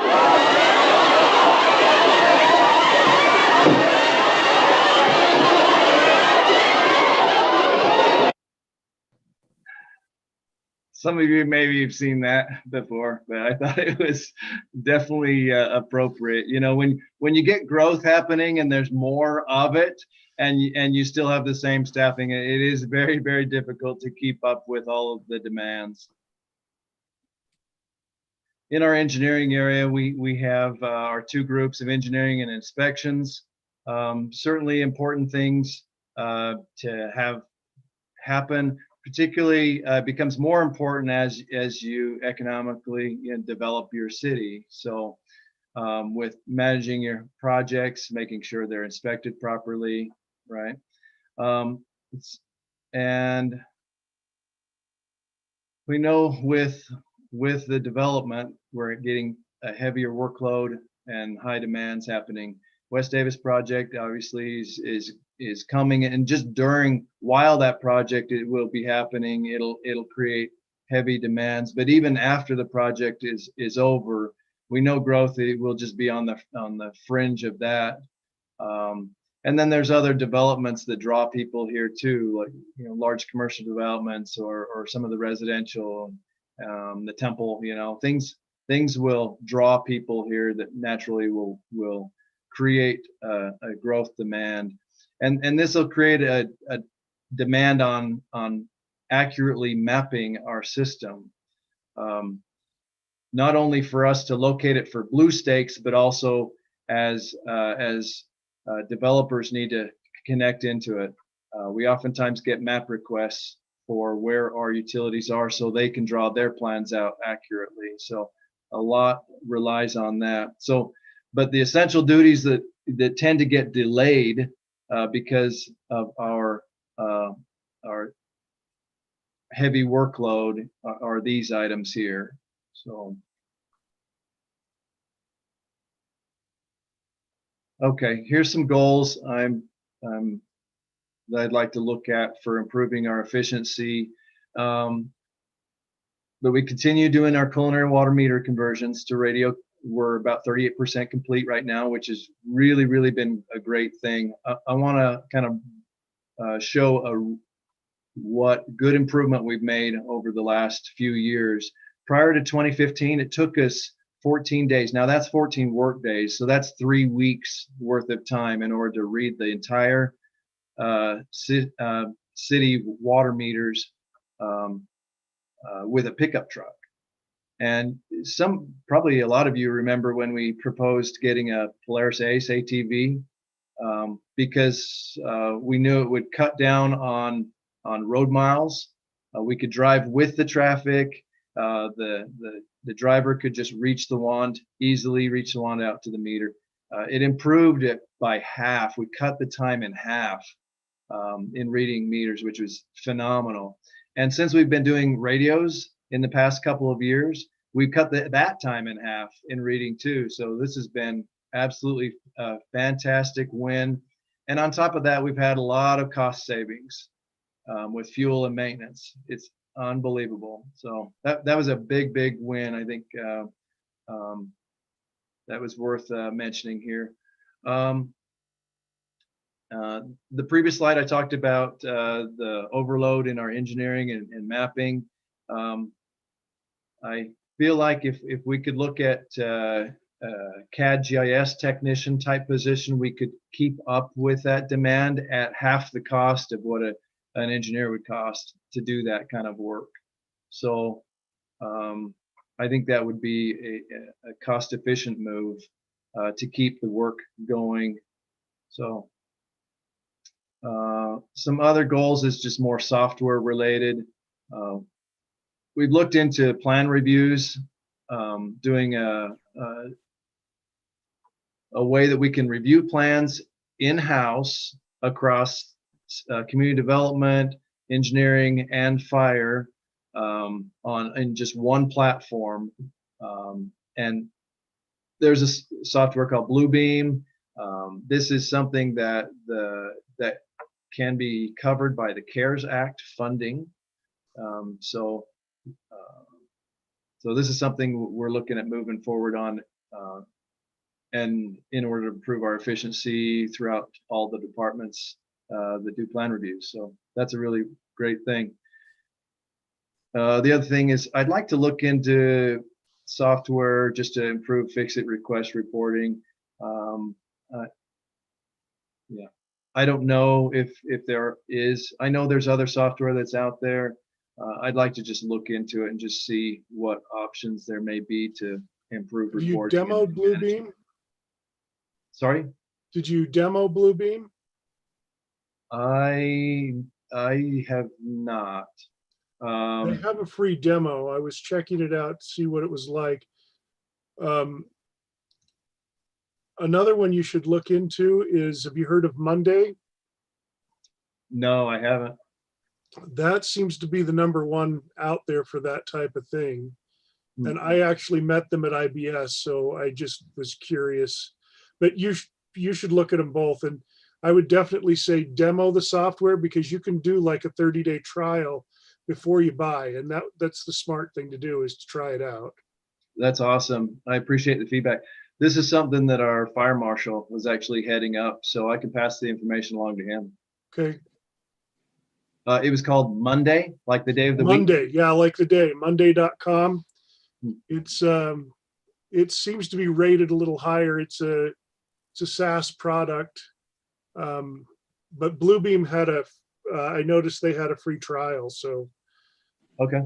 Thanks, Dave. That's awesome. That's all I had. Do you have questions? Any questions, council, for Robert?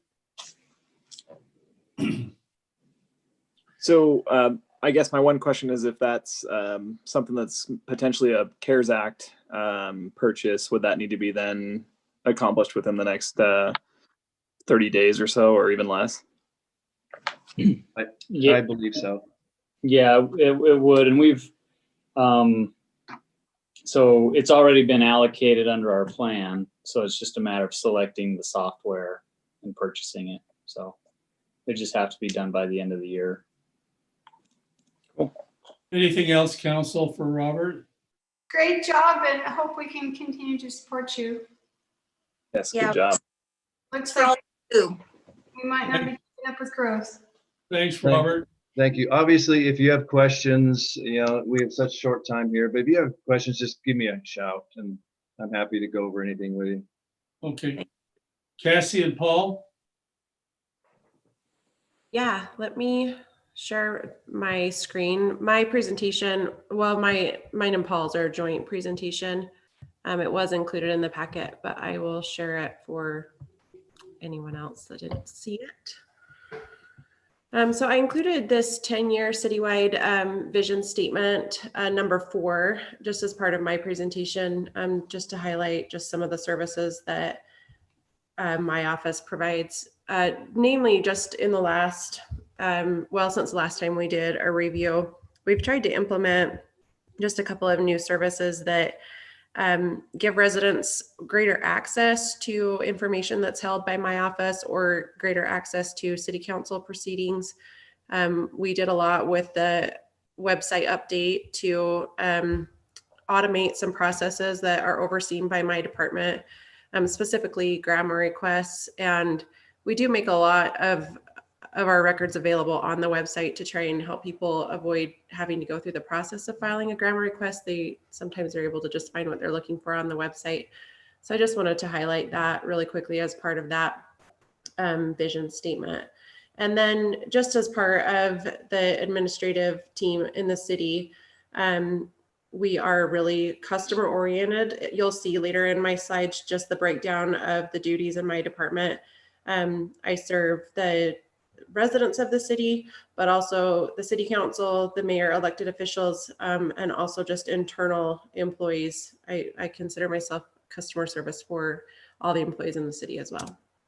And then with the Justice Court, you probably all remember that Justice Court is assigned to my department. And I don't really do a ton with Justice Court because I trust the people that are in those positions, that they are running the Justice Court smoothly and the way they're supposed to be, obviously, but also fairly and efficiently. And Paul will touch on some of that later in his presentation. He'll go into a little bit more detail about caseload of the Justice Court and how it's operating. So this just goes through a breakdown of the duties in my department. It's pretty similar to last time we went through this. Obviously, governing body support, preparation for council meetings, and then all of the work on the back end of a meeting to produce our minutes and maintain the record of the meetings. I update the city code every time you make an ordinance amendment. I am updating the city code on the back end so that that's publicly accessible. I oversee the contract routing process in the city. So every department director has oversight of contracts in their department, but we have a process that those contracts have to follow to make sure that they're getting legal review, finance review, and that we have the proper signature authority on those contracts. So I oversee that process as well. And obviously records management and GRAMA compliance in the city. And then I manage the passport acceptance facility and, like I said, supervise the justice court staff and election coordination for the city. The justice court's daily functions, they just coordinate the daily functions of the justice court. They also oversee their own records management. I'm sure you are aware there is a large amount of records going through the justice court, and they have to make sure that they're managing those the way that the law requires. There are a lot of sensitive records. They have to have good knowledge of laws and legal codes, and they are a customer service arm of the city for sure. So this just kind of breaks down my duties percentage wise, if that's something that you're interested in. But relative to records management, we did update our document management system about 3 years ago, and we migrated all of our old records into this new system, and we're also actively scanning all of our new records that get created. So this is definitely a service level increase for internal operations. There are different departments that have access to those records, or they're able to contact me and I can get them access to records that honestly would have taken a lot longer before to go back and find the paper copy.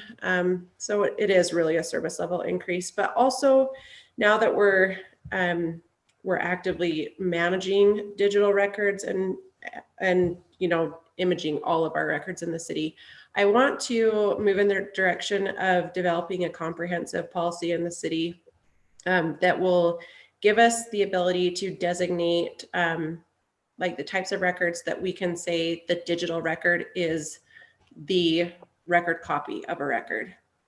I feel like I said record like 40 times, and it's like, I don't think a lot of people really speak the same language as I do when it comes to records management, and it's super boring. But for like 20 years as a records manager, I've had just hammered into my head that, electronic records are the enemy, and you need to hang on to every single piece of paper that you can possibly hang on to.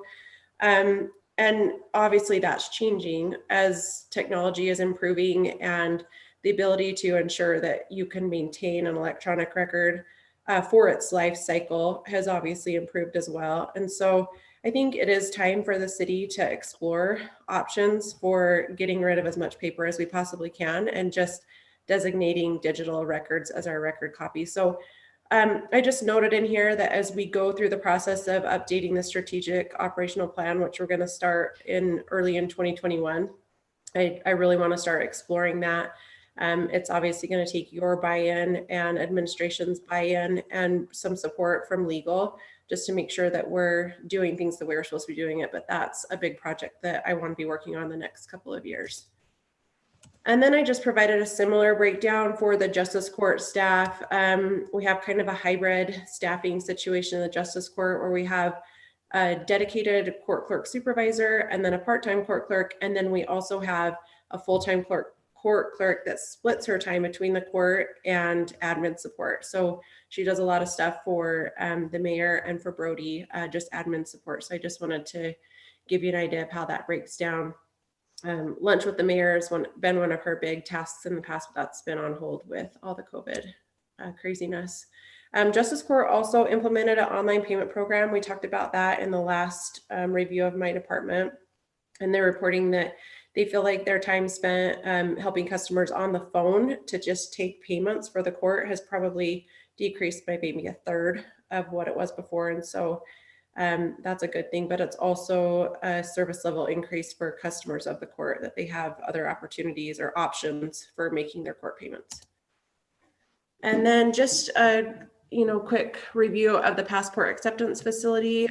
We started that service in April of 2016. The program is self-sustaining and has generated additional revenue for the city. It's currently staffed by one full-time passport agent / deputy recorder. She provides a lot of the support for our document imaging that we've been doing. And then we still have some backup support in the other departments at City Hall. I just did this really quick and simple chart of our revenues versus expenditures for passports. You can see in FY 2019, there was the growth that we've kind of projected. When we started the program, we anticipated about a 20,000 per year revenue increase. That was the trend that we'd seen in other passport centers in the state of Utah. And so we were tracking that way since 2016. And then this year of hell like hit us. And so everything has just kind of halted. And that, you know, when people can't travel, they don't need passports. And so we still are, I know, you know, we're doing good as far as revenue. It's just not where I hoped we would be. I was hoping we were going to get over 100,000 in revenue this year. But you can see we are obviously covering our hard costs. Staffing costs are right around $67,000 a year.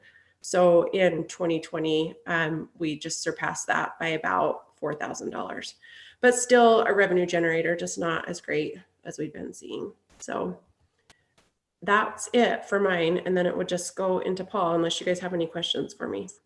Have any questions for Cassie? A lot of records. A lot of records. It's a great job. Yes. Those little tiny like typos are like for the thousands and thousands of things you type. You're amazing. You're right. Are absolutely customer service. I've never ever thought twice when somebody calls or talks to me and says they need something, and I know I can send them to you and you'll take care of them every time. So thank you. Oh, I appreciate that. Thank you. Paul?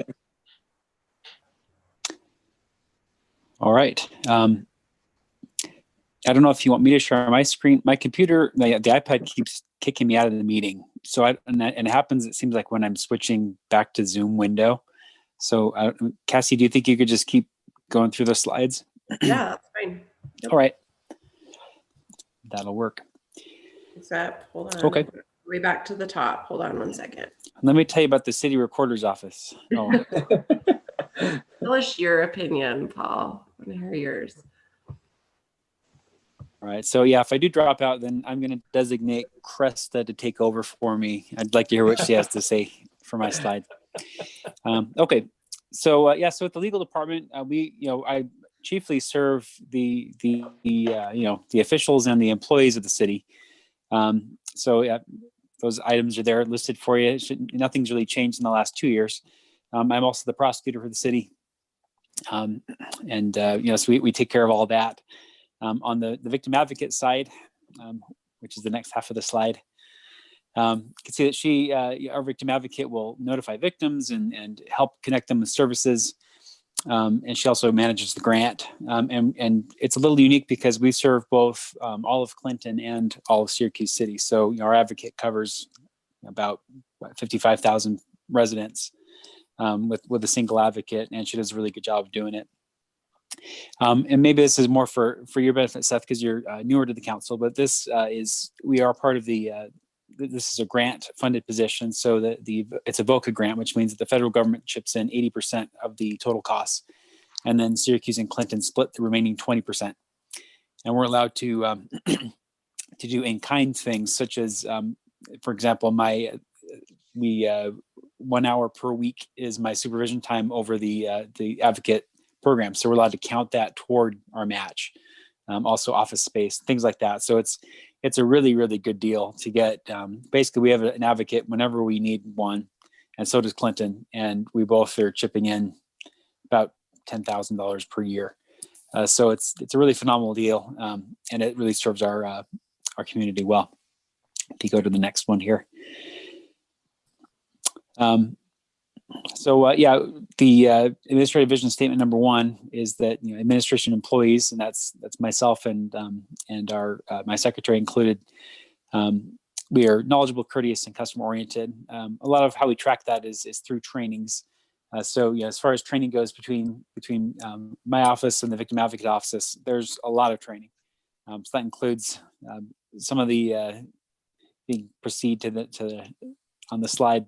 includes annual trainings for municipal attorneys and prosecution, also a bunch of victim advocate trainings. They were largely canceled this year in the spring, and they've started transitioning into online versions for now. But we really get a lot of training and a lot of updates so we can stay up to date and to be very knowledgeable about what we do. As far as courtesy goes, I think when it comes to city employees, I try to be courteous. Hopefully, I'm always courteous with my interactions with everyone. And then the other people that I deal with who are not really my customers, but people that I need to be courteous to are criminal defendants. Most people that we deal with in the justice court are not represented, and so I do my best to be respectful, to help them understand kind of my position. I can explain things. I can't give them legal advice, but I do always recognize that I'm not really dealing with criminals. I'm dealing with regular people that may have committed a crime. So I think that's, when you think of it that way, and you give them that respect, it goes a long way. On the next one, we have the Justice Court Vision Statement number 1, where we that the Justice Court is meeting the justice needs of the city. So over the last 2 years, the Victim Advocate Program was new that year in 2017. And so we've begun keeping victims more involved in the process. And you've heard from Celeste, our current advocate, and Alex before her. They do a really good job of keeping our victims in the know. And those who want to be involved heavily, they get involved heavily. And there's some who don't really want to know much. They just want to get updates. They get their updates. Now this year, this may come as a shock to you, but we've not been able to hold court in person for various reasons. But we've shifted to a telephonic and sort of webcam court. And our court did, I think, a really good job of doing this shift. Because while a lot of courts were still just closed, we began telephonic court kind of before the administrative courts got on board with the webcam court. It can be kind of difficult. It takes a little more time on our end, on the court's end, and on my end, but it really is shown to be a lot more convenient for a lot of people. A frequent thing that I would hear is, I had to take the morning off work to come into court. And, and you talk to me for 5 minutes and then I have to leave. And this seems like a waste of my time. We've been able to, they get a phone call, they can step out of their workplace and just take a quick call, deal with the issue, and then get back to work or school or whatever it is they were doing. So the judge and I have discussed that we'd really like to continue to allow telecourt for those who want to engage in court that way. It's really a pretty convenient way to get things resolved quickly and less inconveniently for our residents and people who are appearing in court. It won't work for every case, but we're seeing a lot of benefit. And especially, you have a defense attorney that drives all the way out to Syracuse just to get a new date on a pretrial conference. What a waste of time. And they're probably billing their client for all that. So it would save probably some clients some money too. So on the next one here, so the next one is that justice court is administered fairly. It's really hard to put this on a graph. You can't really put a graph that says justice administered because it depends on your perspective a lot of times whether you think justice was actually served. But I really do my best to reach resolutions that are fair under all the circumstances. I recognize that when a case comes before me, that it's really just a snapshot. And it might just be a snapshot of one of the worst days in someone's life.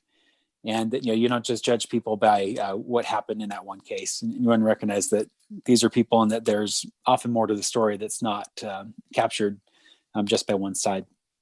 We've also started in the last couple of years referring youth who come before the justice court for 17 and 16-year-olds who are accused of a traffic violation. They do come to the justice court, and I've been referring most of those to the youth court. So that's been good for them. Their parents are often very happy when they come in hoping for a plea in abeyance, and I tell them that they can get an even better deal. We've seen, I wouldn't say a huge increase like this year, but over the years, it seems like there's more and more cases involving mental illness, and many times it's domestic cases or things like that. If it's really clear that mental illness is the chief factor in a case, then I'm declining those, especially where our officers have done a really good job of getting those people help, getting them to go to the hospital to get an evaluation, and they're engaged in treatment. So, when I look at resolutions, I really don't care about winning or losing a case. I try to resolve the underlying problem. So I don't mind walking away from a conviction if it means that I actually got someone some counseling or some help they needed, or if maybe they recognize they're an alcoholic and they need some treatment. So that's been my perspective on it. If you ask other prosecutors, maybe I'm a softie, but I really think that that's my job as a prosecutor is not just to win cases; it's to serve the community and help prevent future problems from happening. Next slide. So during the last Paul? deep dive, I just wanted to let the council know also on that last vision statement, one of the ongoing things we do is just maintain prosecutor accountability, meaning we as the city would investigate any valid complaints of unfairness or maltreatment from the city prosecutor. We've had none. So just want to let you know that surprisingly, Paul's doing a great job. Good job, Paul. we had some close calls, but I appreciate that. Thanks, Brody. The last deep dive, I did request. You may recall it was a proposal to help on the passport side and the legal side, a quarter-time legal secretary just to help with discovery requests and packets that we send out to Defense Counsel. And you approved that position. Thank you very much. We have Jen is working for us right now. She does a great job. She also does all the passport things as well. And so she's helping with discovery requests and e-filing of screen charges and things like that. It used to be that I would just get a stack, and then usually on Fridays I would kind of get them out and I'd go through and start collecting information. I'd have to request body cams and stuff. It would take me usually, a week or maybe 2 weeks to get to the discovery. Not that it took me 2 weeks to do it, but just took me 2 weeks to get it done. Since then, you can go on to the next little bit here. We've started this year sending out electronic discovery. We were thinking that a lot of defense attorneys like to get the discovery in the mail, but we've discovered that most of them really like it having it emailed. And the bigger thing that we couldn't email before was the body cams and dash cams. But with the transition this year to WatchGuard, we're able to share those electronically just by letting them essentially have a password to log in and get it themselves. So it's really common now, like I'll be in court on Wednesday and someone's appointed counsel will say, I give the paper to Jen that afternoon and say, hey, this is going to be, this was referred to the legal defenders. And then the next morning, it's ready for me to review and approve. She sends it out that next day. So it's a lot more efficient. And it's great to have someone who's, that she's dedicated to it. And it really works well with the passport agent job because, when a passport person's there, she can always stop discovery production. It's not like she has a customer waiting for her. But when there's not a passport person at the desk, she can just get back to work on discovery. So those have proven to be very, very helpful to have combined. All right, next slide. On victim services, so as I mentioned, this just began in 2017. You've been getting reports. These were the numbers I got from Celeste, and you can see there's a big jump there. I mean, obviously fiscal year 18, we were just getting started. There was even a couple months in that fiscal year we didn't have advocate hired yet. 19, there was a little gap there where Alex moved on to a different job, and then Celeste took over. So there were a couple months where I was kind of filling in. I'm sure I missed a lot of cases and probably didn't track them like I should have. But one of the big things I think is that just this last year, we got approval from the state to provide some services to people who will eventually be served by a county advocate, but there's often a gap. So let's say you get a more serious felony case, like an aggravated assault or a sexual offense or something like that. Maybe a person reports a case to the police and there's investigation that occurs. Our advocate can fill in before, because the county advocate only gets involved once there's a case that's filed in the county. Our advocate can get involved and start offering services, helping them to understand the process and to make sure that their voice is heard and they're kept apprised of the investigation and so forth from the very beginning.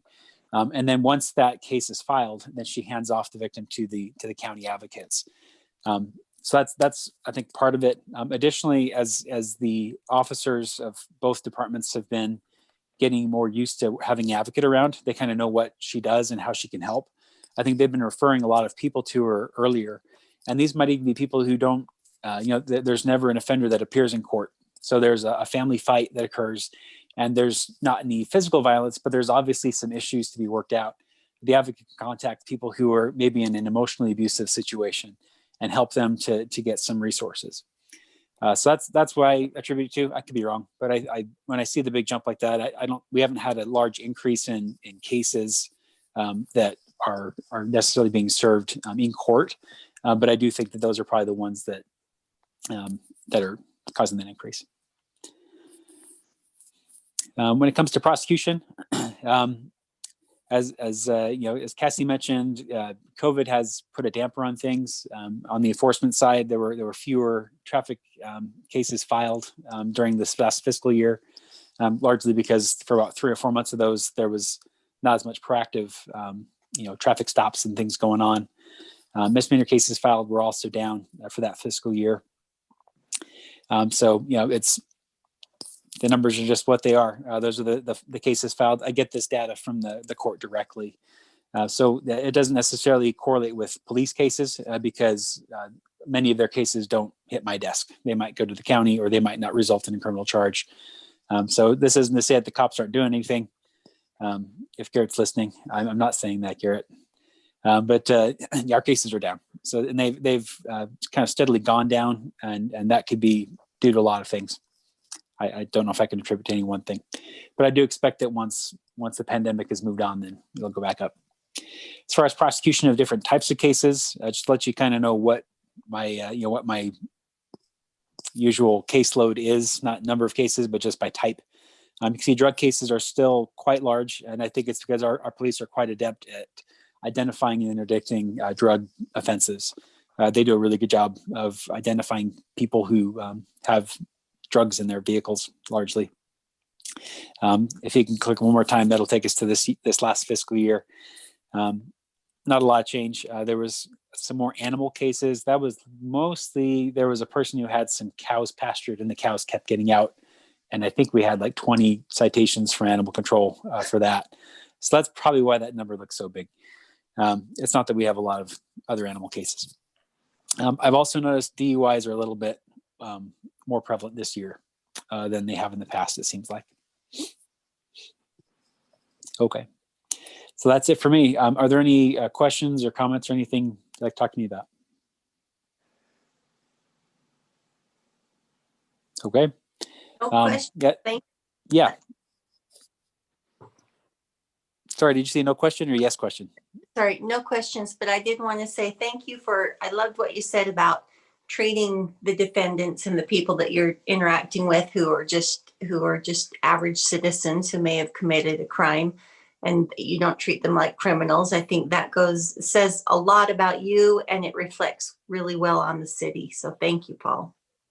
Paul, one quick question for you. So when you're talking about just the mentally ill individuals that stumble their way into the justice system, when you're talking about, you're not even referring to a plea in abeyance, you're even referring to just kind of your own off the cuff, like pre-prosecutorial diversion path where they agree just kind of a handshake deal to go seek some sort of clinical assessment. Is that kind of where you're? I've done that. Yeah. I mean, more often it's a little more, maybe it's not like a written agreement, but I do require like that they get enrolled in counseling or things like that before I dismiss it. But yeah, even because plea in abeyances can even cause problems with individuals' employment and things like that. And especially if it's a mental health issue, it doesn't feel right to be punishing someone for having mental illness. I mean, there are cases that come that are screened, which I don't even talk to the defendant, but I see that the person clearly doesn't have the mental capacity to have committed a crime. I'll just decline those to prosecute. And then other times when I do have a defendant in court and I can tell there's a mental health issue, I'll divert them. We're going to keep working on it. The police just got access to a really good diversion program, which I just learned about the last couple of weeks. And apparently I'm allowed to refer people there too. So I'm going to probably start using that. So more to come. I think we're going to see in the next couple of years that mental health solutions to mental health problems in the justice system will be more prevalent. Well, and I just want to thank you for that. I think that's not just a human approach, it's also a very efficient approach as well. And so overall, it's just a big backlog in the criminal justice system by going the traditional route. So I think it's innovative, and I think it's not soft. I think it's the right way to go. Okay. Thanks. Thank you. Appreciate that, staff. Bodie, let's do a first read of the city mission and vision statement. Okay, before we do that, I need to go over the biennial benchmark data on that last slide, if that's okay. Cassie, can you put that slide back up? It's sobering. I feel like Jordan grew a beard since we started this meeting. Is that possible? Did you get like a 5 o'clock shadow at 10 o'clock? So just so everybody's aware of what we're doing here, we adjust wage scales every 4-year review. We just last year, we amended our policy so at every 2-year review, we'll take a look at all the positions that have moved off the 60th percentile by more than 5%. And so in these 3 departments is what we're looking at tonight. There's 2 other departments that we'll look at in December. So these are the, through TechNet, the database we have with our benchmark cities. These are the positions in those 3 departments that have moved off more than 5%. So one thing, just in terms of administration of our wage scale, when you see like a street maintenance worker 3 and a water maintenance worker 3, we actually combine those into the same wage scale. So those numbers get averaged. They're similar work, so we kind of average it out. And what you see there. So what our policy says, we'll look at it, and when we put the budget together, we'll determine, how much of and where we would want to put to help correct these. If this were all corrected 100%, it'd be in the range of $100,000. That does include benefits, so that's full cost with the number of employees we have in each of these positions, plus, times the percentage change. So that's the current situation on these 3 departments. Any questions on that? So when do we actually discuss what our path is moving forward on that? Well, as far as making a decision, it's when we put the budget together. So going into, we won't talk about it really in the strategic goals retreat, but it will be an item in the actual budget retreat that we typically do in March, April timeframe, and see how it fits in with all the other priorities that we're looking at. And then you can decide, how much of that to take down. So, Speaking of which, when is our first retreat? The overall goals retreat in January. That's a good segue into the next agenda item, actually. Okay, here we go. As we look at maybe I'll share my screen for that. That's probably a better way to do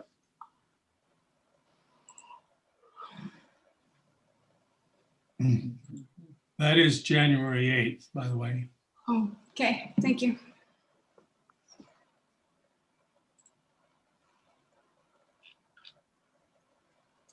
Okay. Yeah. So big picture going forward, I want everybody to kind of like take a step back. We're going to go back up to our 30,000 foot view of what we're doing here in the city. The strategic goals retreat is that January date. There will be a budget retreat in the early spring, where we actually talk about the big budget priorities for the fiscal year 22 budget that will be coming up. This retreat, this is a first read of the city mission and vision statements. So this is one of the things that we will have on the agenda in January. It will be extremely tempting for us to get sucked into discussing one project, this project or that project at our strategic goals retreat. And that is not the purpose of that retreat. The purpose of that retreat is for us to take a bigger step back, look at the broad view of who we are and what we're trying to accomplish here as a city. And it's tempting to kind of just brush that aside and try to get things done. But this is the stuff that actually guides our decision making when we put every budget year together. And so this is, I really want to emphasize that this is a very important step in how we make decisions, priority decisions going forward. When you look at all the big projects we've done, the water tank, discussion on the regional park, the splash pad, other park projects we've had, staffing decisions. It's all driven by what we're trying to accomplish here in these vision statements. So what I just want to do tonight is just put this in front of you, make sure you have it, and so that you can think about it over the holidays, over Thanksgiving, and we'll talk about it a little more. We'll talk about the agenda of the Strategic Goals Retreat in December, at the December meeting. But what I would like you to do is take a look at the mission statement, all the vision statements, and get your red ink out and start writing, what needs to change, what needs to be added, what needs to be deleted, so that what I'd like to do is discuss it in December, and then hopefully we can just finalize it at the January retreat. I don't want to open up discussion at the January retreat because that'll take all day and that'll be the only thing we do that day. So I'd like to kind of hammer things out before we get there, and then hopefully finalize it and finish it off so that we can start putting the budget together. So the staff will start working on the budget in earnest in January and February. Now, some of you had requested a copy of the old strategic plan. Seth, I think you were one. Yep, and I'll put those in your mailbox. Does everybody want a hard copy? I think I have one. I'm not sure if I can look. So I would like to compare the old with the new. Okay. And It'd be good to have a refresher for me as well. I'll put it in your inbox here. Oh, that would be great. And then you can just pick it up. Or if you want, I can drop it off at your house. No, I'll be coming. Either way. No, I'm not gonna. I would We're like reducing to deliver it to me with a Diet Coke in hand. I'll take a Dr. Pepper if we're making orders. So Brody. Yes. You mentioned before that you felt like many of the goals that we have here are accomplished. Could you kind of go over where you feel like because when I read through this, I wanted to specifically look for that. And as I read through the goals, I thought, some of this stuff is eternal. It's not, it's like a guideline. It's not something that we get rid of just because we're doing a good job at it. It's still our goal to, just some of the early ones, like the police department is well trained. They are, but it should never be our goal to be any less. You know what I'm saying? So what do you think that we've accomplished that we no longer need to have a goal to do? So if we I want to get a copy of that as well. So okay. I don't have one after all. Thank you. Yeah. Yeah, no problem. So that's a good question. I'll pull up the what I was talking about with the strategic operational plan here. So yeah, you're right. The vision statements, you don't necessarily, I mean, I still want to be efficient with utilities and, you know. Yeah. Yeah, you are the deciders of, you know, whether we've achieved a vision or not, you know, not us. But the actual action items is what I was referring to. So for example, if you look here, you know, the vision statement on number 4, you know, will incorporate improvements, events, and services that create an overall feeling of connection and pride in the city.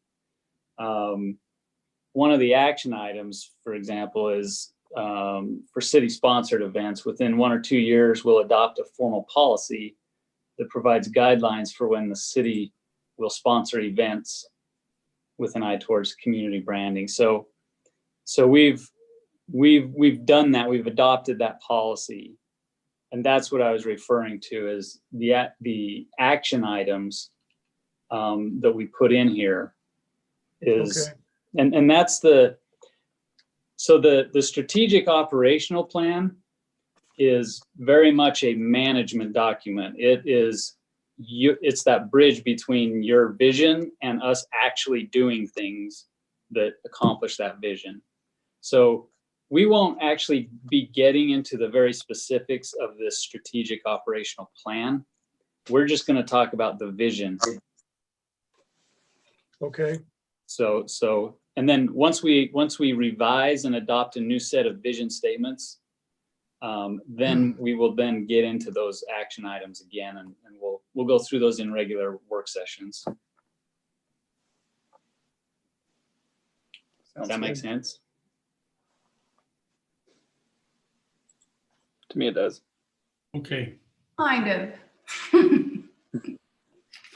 I'll present it. I'll present it in December.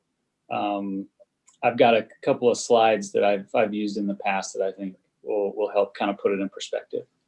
I'm fully supportive of taking the next steps towards accomplishing these visions. I'm just not sure that I have any less of a vision of what we want to be from the past. You know what I'm saying? Yeah. I still want to be an efficient utility city, an efficient, you know, I still want to have our parks be self-sufficient, you know, and and I'll say, you know, we adopted these, I think, for the first time. I think it's 4 years ago or something like that. It might have been right when you started, Dave. I think and that was when a lot of this heavy lifting happened. I think what I'll see from your review of these and are just going to be tweaks and maybe a couple of additions, maybe. I don't know. I don't necessarily foresee like an overhaul of everything. And to your credit, Brody, we've come such a long way, and it's through your leadership, and I credit you for that. But we have really, some of these visions were something we needed to get to, and I feel like we're there. I just don't feel any less that I still want to stay there. You know, and I guess that's what I'm trying to say. Yeah, and I think that's fair. That's great. Thank you. Council, this was a first read. Brody will present again in a little better depth in December. So, Council, I'm going to bring us back to our business meeting agenda, bring us out of recess from there. And we're now back in session according to our agenda with our special business meeting this evening. I would entertain a motion that we reconvene for consideration of adjourning into a closed session. Cassie has sent a new link. We need to begin in a new link to do that, but I'd entertain a motion to go to closed session. So moved. About a second. Second by Corinne. All in favor? Aye. Aye. Any opposed? Okay, Cassie, would you record that as unanimous? And Cassie has emailed you a new link. So we'll leave this and we'll adjourn from that meeting. Thank you. Can we have maybe a 5-minute quick? Yep. Thanks. 5-minute break.